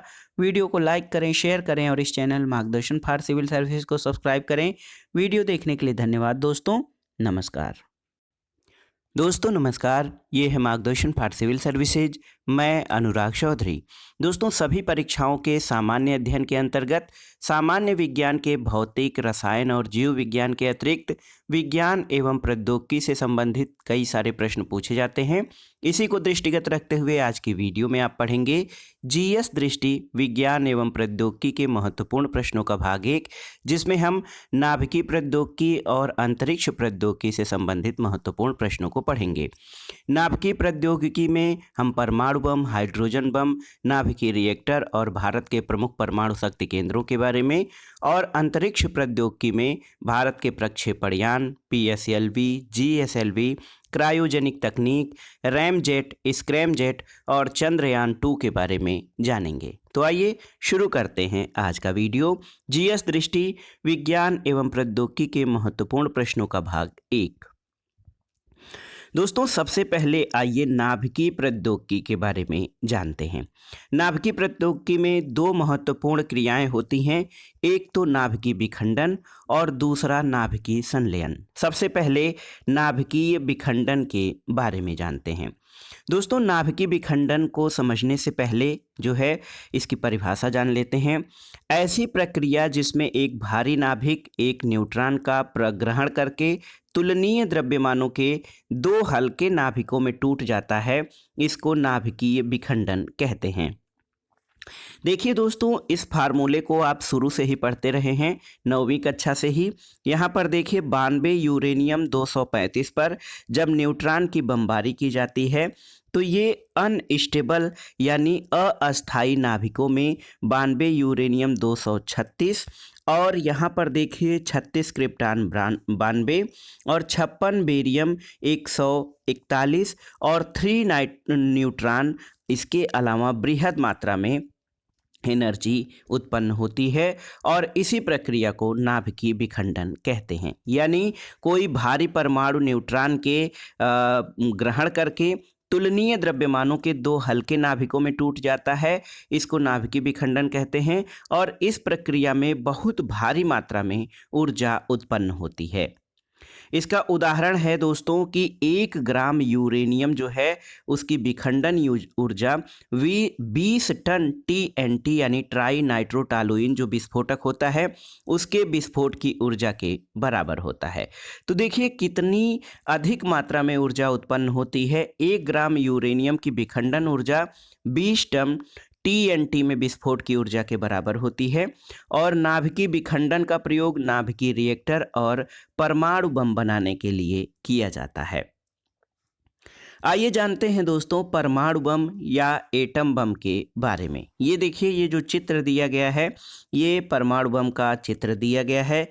कार्यप्रणाली ये है परमाणु बम की कि ऐसी युक्ति जिसमें तीव्रगामी न्यूट्रॉनों के द्वारा विखंडनीय पदार्थ में अनियंत्रित श्रृंखला अभिक्रिया को बनाए रखा जाता है, जिससे कि अति अल्प समय में ऊर्जा की विशाल मात्रा मुक्त होती है और ये अनियंत्रित ऊर्जा की मात्रा बहुत बड़े पैमाने पर निर्मुक्त होती है और यही परमाणु बम का सिद्धांत है। दोस्तों परमाणु बम को नाभिकीय बम या न्यूक्लियर बम भी कहा जाता है और ये परमाणु बम दोस्तों ये नाभिकीय विखंडन या नाभिकीय संलयन दोनों ही प्रक्रियाओं पर आधारित हो सकते हैं।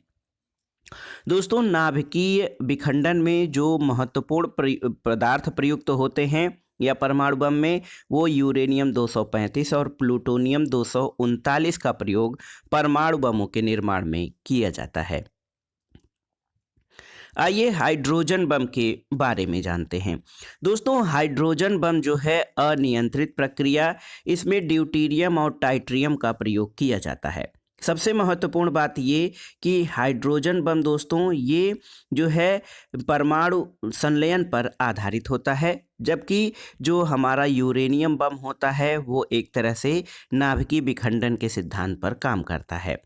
दोस्तों इसमें प्रज्वलक यानी इग्नाइटर के रूप में परमाणु बम का प्रयोग किया जाता है, तो हाइड्रोजन बम में भी परमाणु बम का प्रयोग किया जाता है और इसका अन्य नाम नाभिकीय संलयन बम है और इसकी कार्यप्रणाली जो होती है अति उच्च दाब और ताप पर भारी हाइड्रोजन नाभिकों का जो संलयन होता है वही हाइड्रोजन बम के ऊर्जा का आधार होता है। यहाँ पर देखिए प्राइमरी रूप में यहाँ पर एक परमाणु बम होता है और सेकेंडरी पार्ट जो होता है ये इसमें होता ये है कि हाइड्रोजन के जो ड्यूटेरियम और टाइट्रियम का संलयन किया जाता है, जिससे अति विशाल मात्रा में ऊर्जा निर्मुक्त होती है। आइए देखते हैं दोस्तों नाभिकीय रिएक्टर या परमाणु भट्ठी और उसके प्रमुख भाग कौन कौन से होते हैं। तो यहाँ पर आप परमाणु भट्ठी का चित्र देख सकते हैं। इसमें दोस्तों एक बहुत मोटे आवरण में जो है परमाणु ईंधन का प्रयोग किया जाता है। इसमें देखिए यहाँ पर ये एक दीवार बनाई जाती है, रिएक्टर कोर, कंट्रोल नोड्स होते हैं और परमाणु जो है परमाणु का यहाँ पर नियंत्रित प्रयोग किया जाता है, नियंत्रित विखंडन कराया जाता है और इसके प्राप्त ऊर्जा से जल को गर्म किया जाता है और जल जब भाप के रूप में ये टरबाइन को चलाती है और वहाँ से इलेक्ट्रिक जनरेटर को चलाया जाता है। तो ये दोस्तों जो नाभिकीय रिएक्टर होता है ये ऊर्जा उत्पन्न करने का बहुत ही महत्वपूर्ण जो है माध्यम या साधन है। दोस्तों नाभिकीय जो भट्ठी या परमाणु रिएक्टर होता है इसमें ऐसा पदार्थ जिसका विखंडन किया जाता है उसको ईंधन कहते हैं, जैसे यूरेनियम 235 या प्लूटोनियम 239। इसके अलावा इसमें मंदक यानी मॉडरेटर भी होता है और न्यूट्रॉनों की गति को मंद करने में मंदक का प्रयोग किया जाता है। मंदक के रूप में दोस्तों हल्का जल या सामान्य जल, भारी जल, ग्रेफाइट, बेरिलियम ऑक्साइड, इन सभी का प्रयोग किया जा सकता है अलग अलग परमाणु भट्ठियों के प्रकारों में। दोस्तों ग्रेफाइट और बेरिलियम ऑक्साइड जो होते हैं ये न्यूट्रॉनों की गति को या न्यूट्रॉनों की अतिरिक्त मात्रा को अवशोषित कर लेते हैं, जिससे वो प्रक्रिया नियंत्रित होकर चलती है। दोस्तों परमाणु भट्ठी में शीतलक या कूलेंट के रूप में किसका प्रयोग किया जाता है? तो देखिए विखंडन से मुक्त अत्यधिक ऊष्मा के शीतलन के लिए शीतलक या कूलेंट का प्रयोग किया जाता है। इसके लिए वायु, जल और कार्बन डाइऑक्साइड का प्रयोग किया जाता है। और नियंत्रक छड़ें जो कंट्रोल रॉड्स होती हैं ये रिएक्टर में विखंडन दर को नियंत्रित करने के लिए प्रयोग की जाती हैं। इसके लिए आप याद रखिएगा कैडमियम और बोरान की छड़ें प्रयुक्त की जाती हैं। दोस्तों नाभिकीय रिएक्टर को एटॉमिक पाइल या परमाणु भट्ठी भी कहा जाता है। दोस्तों परमाणु भट्ठी या नाभिकीय रिएक्टर ऐसा संयंत्र है जिसमें विखंडनी पदार्थ में स्वपोषित नियत श्रृंखला अभिक्रिया जो कि चेन रिएक्शन है वो चलाकर एक नियत दर पर ऊर्जा प्राप्त की जाती है। और परमाणु रिएक्टर में नाभिकीय विखंडन का सिद्धांत जो है प्रयोग किया जाता है। नाभिकीय संलयन के बारे में जान लेते हैं, न्यूक्लियर फ्यूजन। तो दोस्तों यहाँ पर देखिए ये जो हमने अभी पढ़ा था कि ड्यूटेरियम और टाइट्रियम जो हैं इनके नाभिकों को परस्पर संलयित जब किया जाता है दोस्तों तो यहाँ पर अतिरिक्त ऊर्जा की मात्रा जो है हीलियम और अतिरिक्त ऊर्जा की मात्रा जो है निष्कासित होती है। और परिभाषा ये है कि संलयन से प्राप्त नाभिक का जो द्रव्यमान होता है संलयन करने वाले मूल नाभिकों के द्रव्यमानों के योग से कम होता है और जो कम होता है कम द्रव्यमान वही ऊर्जा के रूप में निःसृत होता है। अनुप्रयोग इसका ये है कि नाभिकीय संलयन हाइड्रोजन बम बनाने और सूर्य की ऊर्जा का कारण नाभिकीय संलयन ही है। दोस्तों नाभिकीय संलयन ऐसी प्रक्रिया है जिसमें दो या दो से अधिक हल्के नाभिक अति उच्च चाल से गति करते हुए परस्पर संयुक्त होकर एक भारी नाभिक बनाते हैं और इस प्रक्रिया में बहुत अधिक ऊर्जा की मात्रा निर्मुक्त होती है। कुछ महत्वपूर्ण परीक्षा दृष्टि से उपयोगी प्रश्नों को देख लेते हैं। पेयजल में गामा उत्सर्जक समस्थानिक की उपस्थिति का पता लगाने के लिए कौन सी युक्ति प्रयुक्त होती है? तो ये है प्रस्फुरण गड़क। तारे अपनी ऊर्जा प्राप्त करते हैं तो नाभिकीय संलयन के द्वारा। सोलर सेल में प्रयुक्त तत्व क्या होता है? ये सिलिकॉन होता है। और भारत में प्रचुर मात्रा में उपलब्ध नाभिकीय ईंधन कौन सा है? तो ये थोरियम है जो केरल के मोनाजाइट बालू का निक्षेप में पाया जाता है। परमाणु ऊर्जा संयंत्र में प्रयुक्त यूरेनियम समस्थानिक कौन सा है? तो यूरेनियम 235। और भारत का वह परमाणु संयंत्र जो फोर्थ भूकंपी पेटी में अवस्थित है ये नरौरा बुलंदशहर उत्तर प्रदेश में स्थित है। अब आइए देख लेते हैं दोस्तों भारत के प्रमुख परमाणु शक्ति केंद्रों के बारे में। देखिए दोस्तों परमाणु शक्ति केंद्र जो है ऐसे स्थान होते हैं जहां पर नाभिकीय रिएक्टर के प्रयोग द्वारा ऊर्जा या इलेक्ट्रिसिटी का जो है निर्माण किया जाता है। कलपक्कम और कुडनकुलम परमाणु शक्ति केंद्र ये तमिलनाडु राज्य में स्थित हैं। नरौरा बुलंदशहर उत्तर प्रदेश में है। काकरापार गुजरात में है। ट्राम्बे महाराष्ट्र में, कैगा कर्नाटक में और तारापुर परमाणु शक्ति केंद्र ये महाराष्ट्र में स्थित है। दोस्तों नाभिकीय प्रौद्योगिकी के बाद आइए अंतरिक्ष प्रौद्योगिकी के बारे में जानते हैं। दोस्तों देखिए प्रथम मानव अंतरिक्ष यान कौन सा था? तो ये अंतरिक्ष यान बोस्टोक था और 12 अप्रैल 1961 को प्रथम अंतरिक्ष यात्री मेजर यूरी गागरिन बने थे और गागरिन की अंतरिक्ष यात्रा का समय 1 घंटा 48 मिनट था। तो ये प्रथम मानव अंतरिक्ष अभियान सोवियत संघ रूस द्वारा चलाया गया था। 12 अप्रैल 1961 को प्रथम अंतरिक्ष यात्री मेजर यूरी गागरिन। प्रथम कृत्रिम उपग्रह जो था वो दोस्तों इसका नाम स्पुतनिक 1 था और ये 4 अक्टूबर 1957 को प्रक्षेपित किया गया था। इसका परिक्रमण काल 92 दिन था। दूसरा कृत्रिम उपग्रह कौन सा था? तो ये था स्पुतनिक 2 जो 3 नवंबर 1957 को प्रक्षेपित किया गया था। और इसमें विशेष ये था कि लाइका नाम की कुतिया का अंतरिक्ष में प्रक्षेपण किया गया था। तो ये दूसरा कृत्रिम उपग्रह जो है ये भी सोवियत संघ रूस के द्वारा भेजा गया था 3 नवंबर 1957 को।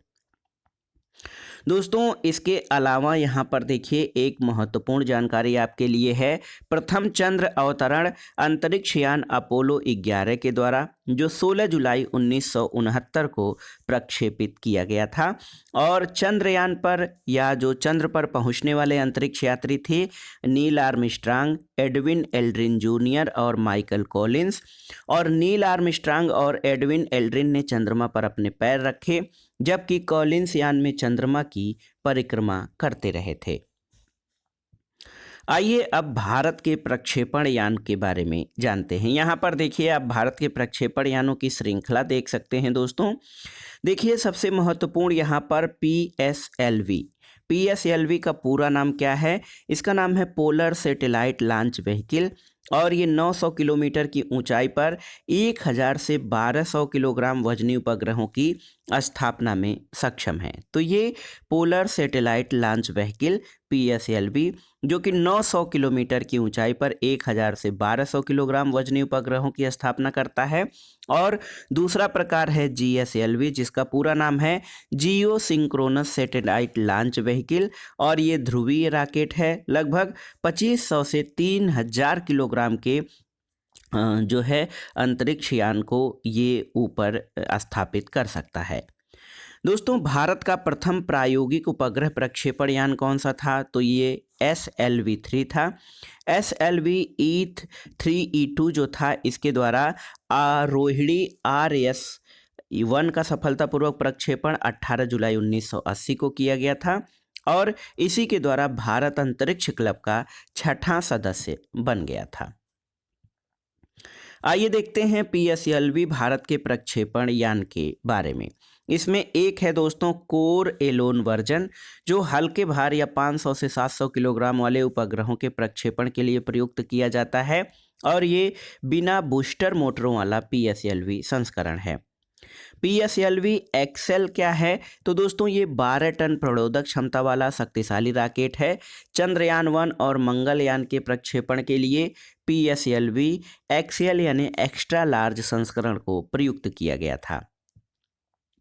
PSLV QL क्या है? तो ये 4 स्ट्रैप ऑन बूस्टर्स का प्रयोग करता है और 1 अप्रैल 2019 को इसके द्वारा प्रथम मिशन संपन्न हुआ था। PSLV DL तो ये 2 स्ट्रैप ऑन बूस्टर का प्रयोग करता है और रॉकेट प्रक्षेपण का ये मध्यवर्ती विकल्प है। दोस्तों देखिए PSLV लगभग 44 मीटर लंबा और 295 टन भारी प्रक्षेपण यान है।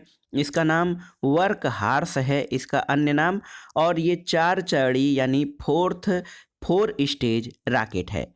प्रथम चरण में इसके ठोस प्रणोदक यानी HTPB हाइड्रोक्सिल टर्मिनेटेड पॉलीब्यूटेडाइन का प्रयोग किया जाता है। द्वितीय चरण द्रव प्रणोदक होता है यानी UDMH यूनिसिमेट्रिकल डाई मेथाइल हाइड्रोजाइन का प्रयोग किया जाता है और इसमें ऑक्सीकारक के रूप में नाइट्रोजन टेट्राऑक्साइड का प्रयोग किया जाता है। तीसरा चरण फिर द्रव प्रणोदक होता है। तीसरा चरण फिर ठोस प्रणोदक HTPB का प्रयोग किया जाता है और चौथा चरण पुनः द्रव प्रणोदक MHM यानी मोनोमेथाइल हाइड्रोजाइन का प्रयोग किया जाता है और इसमें ऑक्सीकारक MON3 का प्रयोग किया जाता है। तो PSLV दोस्तों ये 4 चरणीय जो है प्रणोदक है, ईंधन प्रणोदक है जिसमें पहले चरण में ठोस, दूसरे में द्रव, तीसरे चरण में ठोस प्रणोदक और चौथे चरण में द्रव प्रणोदक का जो है उपयोग किया जाता है। PSLV के बाद आइए GSLV के बारे में जानते हैं। GSLV दोस्तों ये जियो सिंक्रोनाइज लॉन्च व्हीकल है और GSLV 5 Mark 3 M1 क्या है? तो ये देखिए इसके माध्यम से चंद्रयान 2 का प्रक्षेपण किया गया था और 2500 से 3000 किलोग्राम वजनी उपग्रहों को ले जाने में ये GSLV सक्षम है। भारत का सबसे शक्तिशाली रॉकेट GSLV को माना जाता है इसकी लंबाई लगभग 49.1 मीटर है और भार 401 टन होता है। दोस्तों GSLV के 3 मॉडल बनाए गए हैं। पहला मॉडल है GSLV Mark 1 जिसकी वहन क्षमता 1.8 टन, यानी ये 1.8 टन जो है इसकी वहन क्षमता होती है।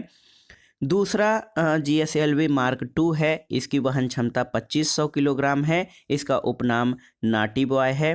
और इसके अलावा दोस्तों GSLV Mark 3 है और इसके द्वारा दोस्तों 4000 किलोग्राम के उपग्रहों का प्रक्षेपण किया जाता है।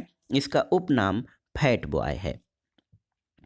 इसके अलावा आइए जान लेते हैं दोस्तों वर्तमान में जो प्रक्षेपण उपग्रहों में प्रयोग किया गया क्रायोजेनिक तकनीक है उसके बारे में। क्रायोजेनिक तकनीक किसे कहते हैं? दोस्तों क्रायोजेनिक शब्द के प्रथम प्रयोगकर्ता नीदरलैंड के प्रोफेसर केमरलिंग ओन्नस थे, जिन्होंने 1894 में क्रायोजेनिक शब्द का प्रयोग किया था। और इसमें महत्वपूर्ण ये है कि क्रायोजेनिक तकनीक 0 से 238 डिग्री फ़ारेनहाइट कम तापमान पर काम करती है। तो अति निम्न ताप पर ये क्रायोजेनिक टेक्नोलॉजी काम करती है। इसका उपयोग राकेटों और मिसाइलों में उपयोग इसका क्रायोजेनिक इंजन का किया जाता है और तुषार जनकी का प्रयोग GSLV रॉकेट में प्रयोग किया जाता है।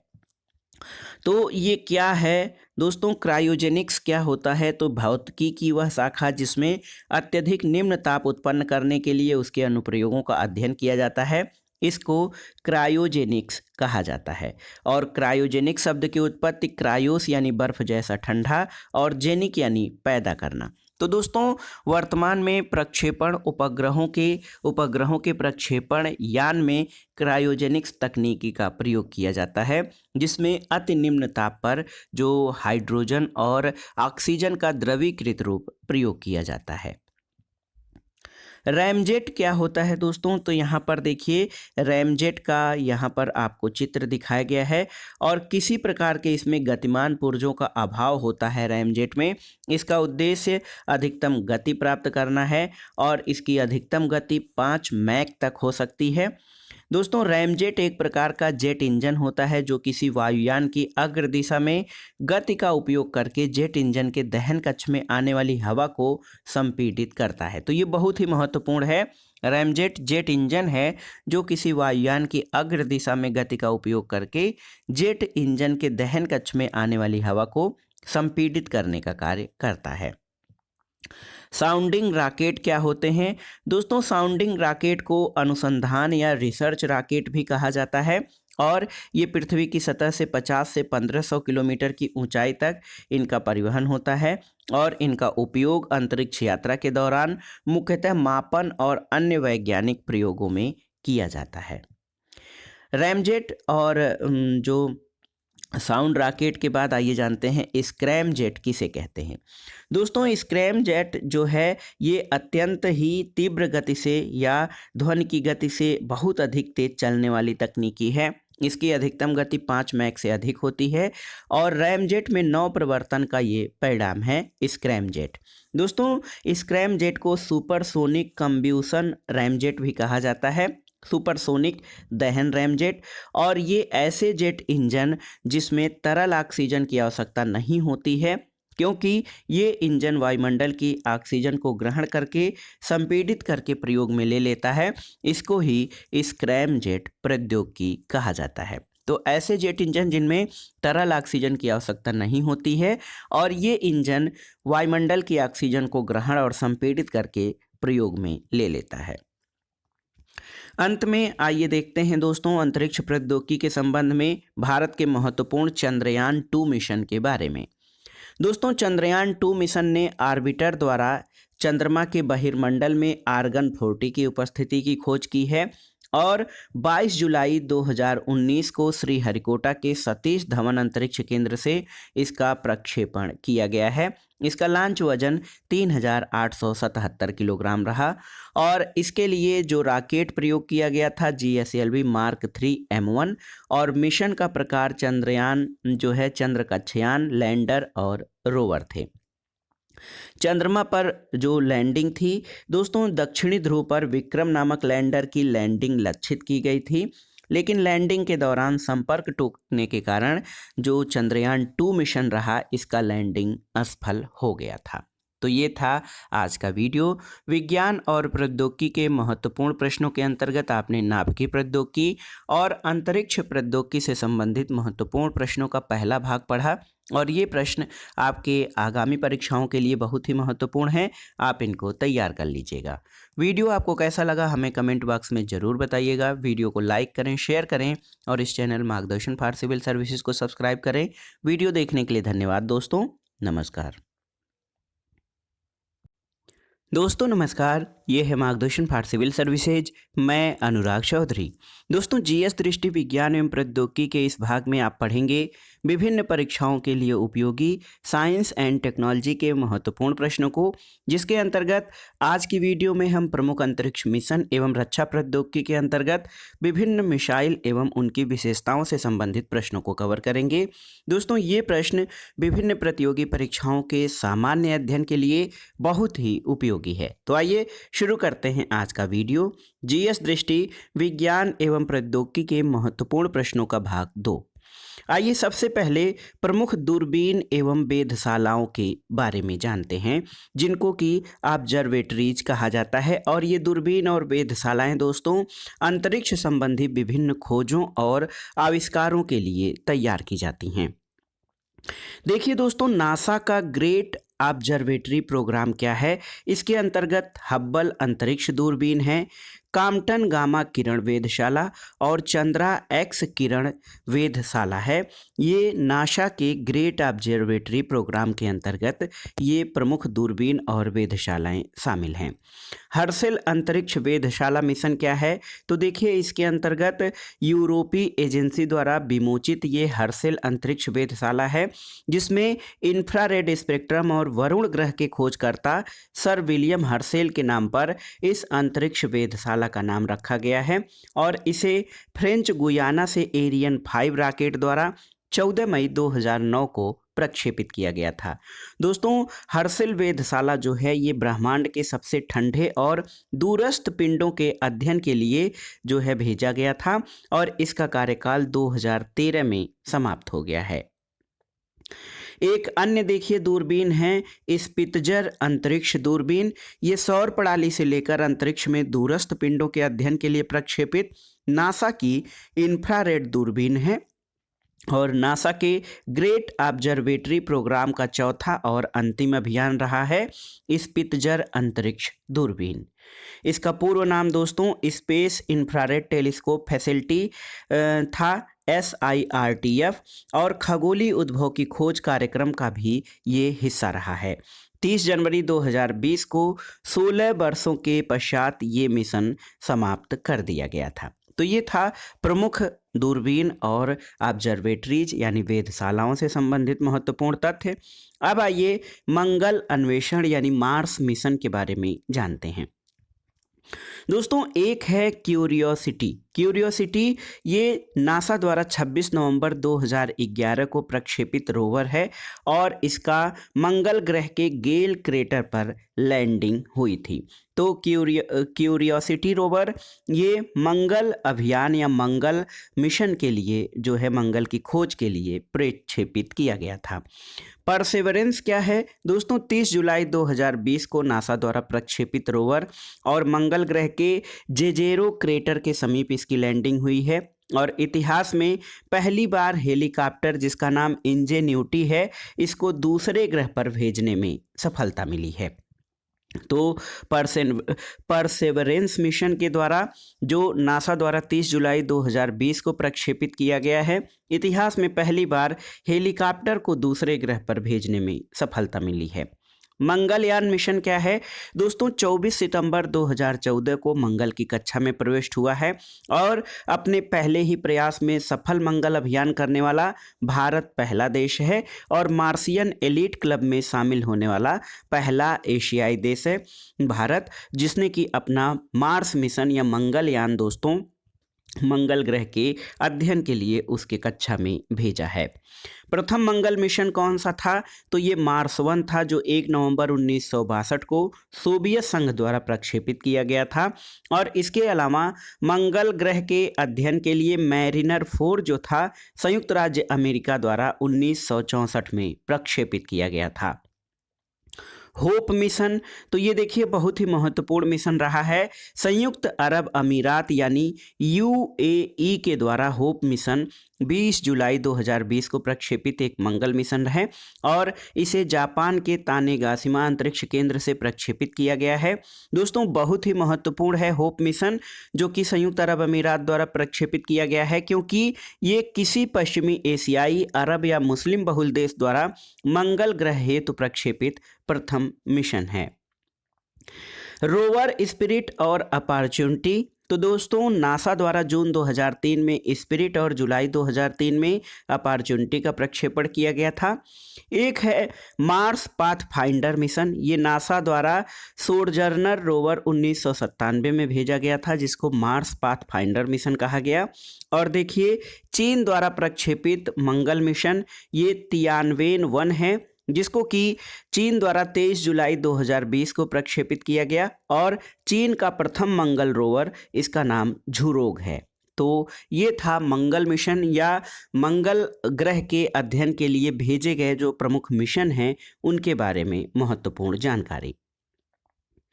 आइए देखते हैं दोस्तों चंद्रयान 2 के बारे में। देखिए बहुत ही महत्वपूर्ण है चंद्रयान या चंद्र के अध्ययन के लिए, मून के अध्ययन के लिए जो मिशन भेजे गए हैं उनमें चंद्रयान 2 मिशन क्या है?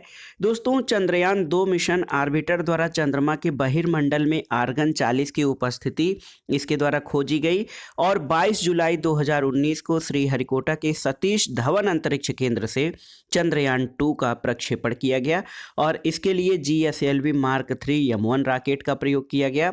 दोस्तों चंद्रयान 2 में चंद्रमा पर लैंडिंग, दक्षिणी ध्रुव पर विक्रम नामक लैंडर की लैंडिंग लक्षित थी, लेकिन लैंडिंग के दौरान संपर्क टूटने के कारण लैंडिंग असफल हो गई थी। अब आइए देखते हैं रक्षा प्रौद्योगिकी यानी डिफेंस टेक्नोलॉजी से संबंधित महत्वपूर्ण प्रश्नों को। देखिए मिसाइल जो एकीकृत निर्देशित प्रक्षेपास्त्र विकास कार्यक्रम है जो हमारा, उसके अंतर्गत प्रक्षेपास्त्र प्रणालियों के बारे में जान लेते हैं।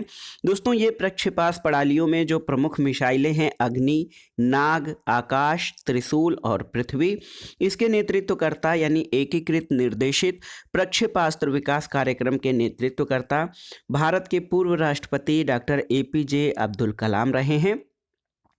और ये जो समय रहा है इस एकीकृत प्रक्षेपास्त्र निर्देशित प्रक्षेपास्त्र विकास कार्यक्रम का 1983 से 2008 और DRDO यानी रक्षा अनुसंधान विकास संगठन द्वारा इसका संचालन किया गया है।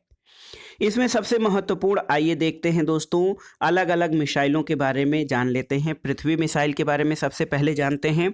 दोस्तों पृथ्वी मिसाइल के कई संस्करण हैं, जिसमें पृथ्वी 1 जो है इसकी मारक क्षमता 150 किलोमीटर तक है और इसका निर्माण DRDO द्वारा किया गया है।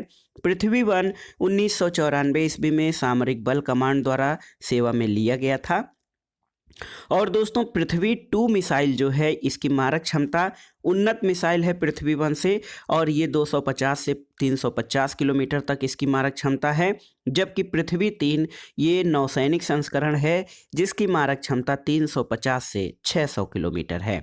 और दोस्तों ये सतह से सतह पर मार करने वाला प्रक्षेपास्त्र है। तो देखिए पृथ्वी मिसाइल सतह से सतह पर मार करने वाला प्रक्षेपास्त्र है। दोस्तों इसका पहला परीक्षण श्रीहरिकोटा हाई एल्टीट्यूड रेंज से 27 फरवरी 1988 को किया गया था और पृथ्वी मिसाइल द्रव प्रणोदक द्वारा संचालित होती है। इसके अलावा आइए प्रहार मिसाइल के बारे में जानते हैं। दोस्तों प्रहार मिसाइल त्वरित और तीव्र प्रतिक्रिया देने वाला और 2 से 3 मिनट के नोटिस पर इसके द्वारा दागना संभव है। इसकी जो भार वहन क्षमता है 200 किलोग्राम भार क्षमता की ये जो है युद्धक मार सामग्री ले जा सकता है। इसके अलावा जो प्रहार मिसाइल है हमारा, ये नाभिकीय युद्ध सामग्री ले जाने में भी सक्षम है।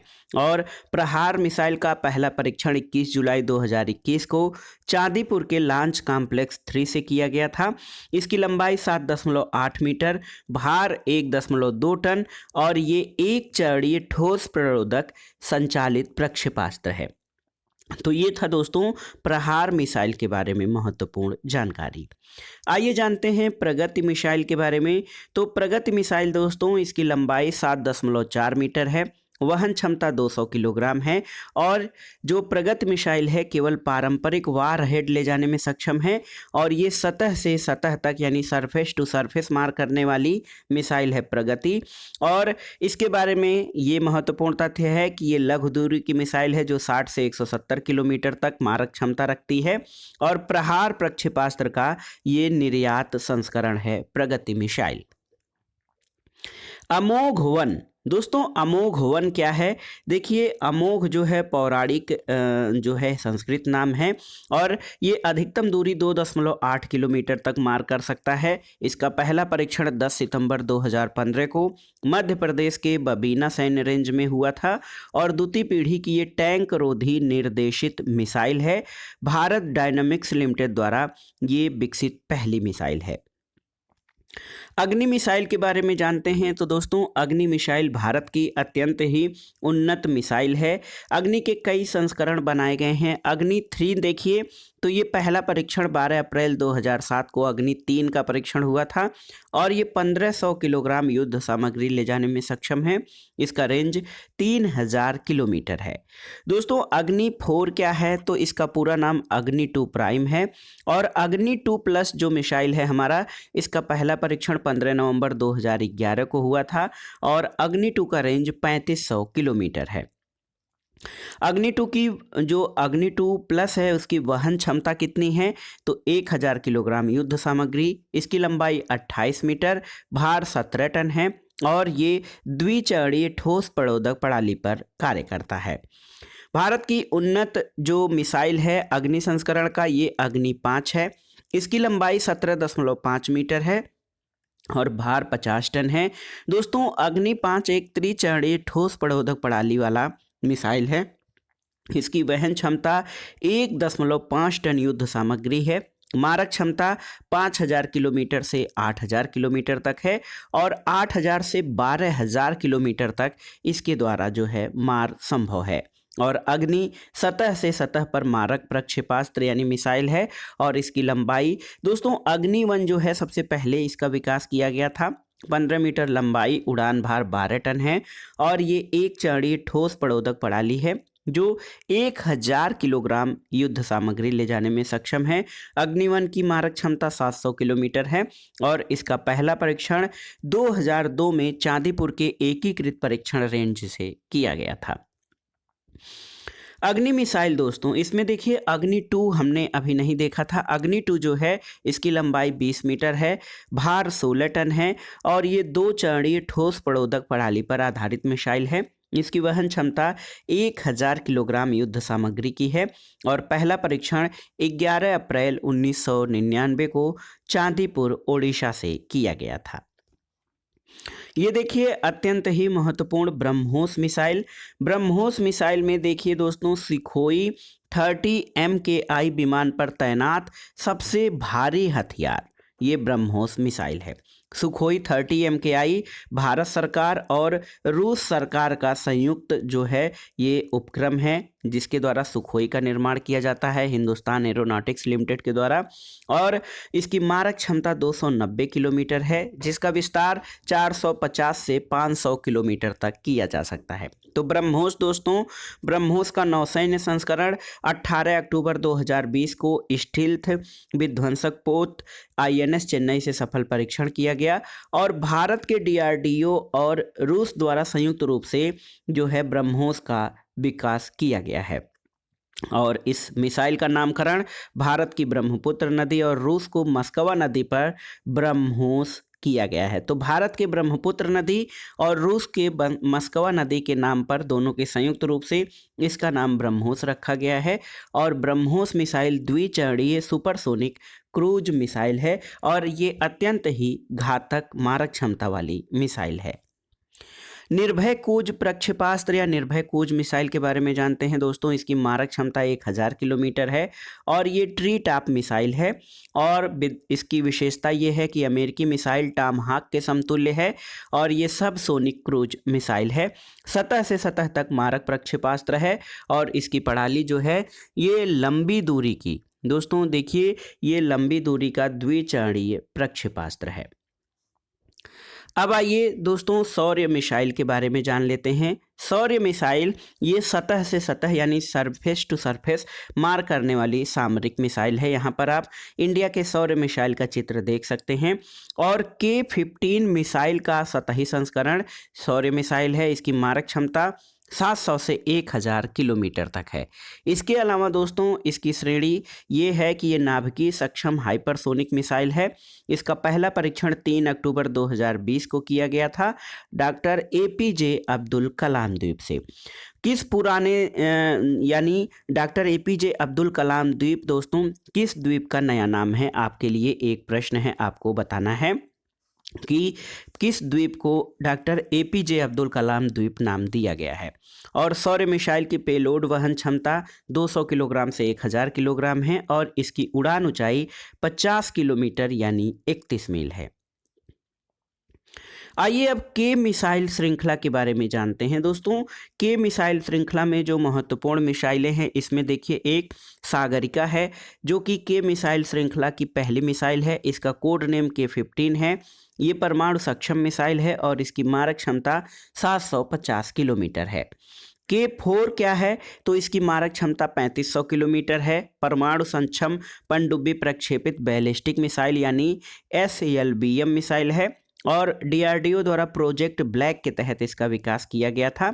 और K-4 दोस्तों 2000 किलोग्राम तक के परमाणु आयुध ले जाने में सक्षम है और इसका नामकरण missile man APJ Abdul Kalam के नाम पर किया गया था और जल के अंदर से प्रक्षेपण योग्य प्रक्षेपास्त्र है K-4। देखिए K-4 के बारे में हम लोग पढ़ रहे थे दोस्तों। देखिए स्वदेशी पनडुब्बी अरिहंत पर तैनाती हेतु K-4 का विकास किया गया है। ये देखिए एक मिसाइल है हमारा रुद्रम। तो DRDO द्वारा यानी रक्षा अनुसंधान और विकास संगठन द्वारा ये प्रथम विकिरण रोधी मिसाइल है जिसकी परिचालन सीमा 100 से 125 किलोमीटर है और इसका उपयोग देखिए दोस्तों रुद्रम का उपयोग दुश्मन के राडारों, संचार स्थलों और अन्य रेडियो आवृत्ति उत्सर्जन स्रोतों का पता लगाकर उन्हें नष्ट कर सकती है।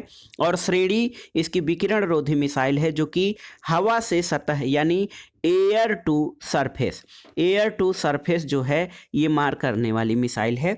इसका पहला परीक्षण रुद्रम मिसाइल का पहला परीक्षण 9 अक्टूबर 2020 को APJ अब्दुल कलाम द्वीप से किया गया था। अब आइए stand of anti tank missile के बारे में जानते हैं दोस्तों। टैंक रोधी मिसाइल या एंटी टैंक मिसाइल जो है ये चौथी पीढ़ी की दागो और भूल जाओ यानी फायर एंड टारगेट मिसाइल है।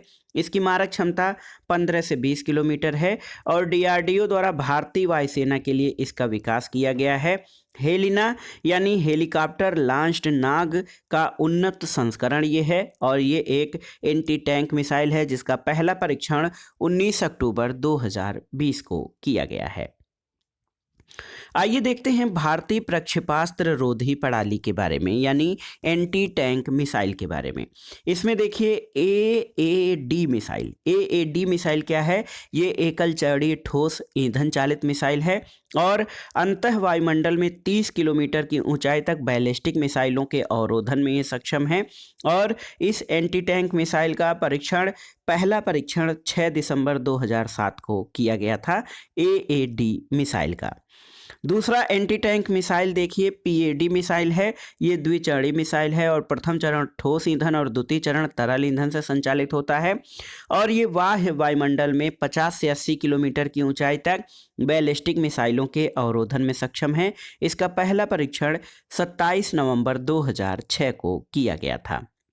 और ये एंटी टैंक मिसाइल क्या होती हैं दोस्तों? यह एक बहुस्तरीय बैलिस्टिक मिसाइल प्रतिरक्षा प्रणाली के विकास और तैनाती की दिशा में पहल है और द्विस्तरीय प्रणाली में AAD मिसाइल और PAD मिसाइल शामिल हैं। आइए अब लास्ट में परीक्षाओं की दृष्टि से कुछ महत्वपूर्ण तथ्यों को जान लेते हैं। निशांत क्या है? दोस्तों निशांत एक चालक रहित दूरस्थ चालित विमान है। त्रिशूल तो सतह से वायु तक मार करने वाला प्रक्षेपास्त्र है। धनुष मिसाइल की मारक क्षमता कितनी है? लगभग 350 किलोमीटर है। और आईएनएस अस्त्र धारिणी क्या है? दोस्तों ये एक तारपीडो विमोचन और पुनर्प्राप्ति यानी रिकवरी जलयान है, आईएनएस अस्त्र धारिणी। तो दोस्तों ये था आज का वीडियो। जीएस दृष्टि विज्ञान सामान्य विज्ञान के अंतर्गत हमने विज्ञान और प्रौद्योगिकी यानी साइंस टेक के अंतर्गत ये महत्वपूर्ण प्रश्नों का दूसरा भाग देखा, जिसमें हमने प्रमुख अंतरिक्ष मिशन और रक्षा प्रौद्योगिकी, भारत के मिसाइल प्रोग्राम और एंटी टैंक मिसाइल प्रोग्राम के बारे में आपने देखा, जो आपके आगामी परीक्षाओं के लिए बहुत ही उपयोगी है। आप इन प्रश्नों को तैयार कर लीजिएगा। दोस्तों वीडियो आपको कैसा लगा हमें कमेंट बॉक्स में ज़रूर बताइएगा। वीडियो को लाइक करें, शेयर करें और इस चैनल मार्गदर्शन फॉर सिविल सर्विसेज को सब्सक्राइब करें। वीडियो देखने के लिए धन्यवाद दोस्तों। नमस्कार।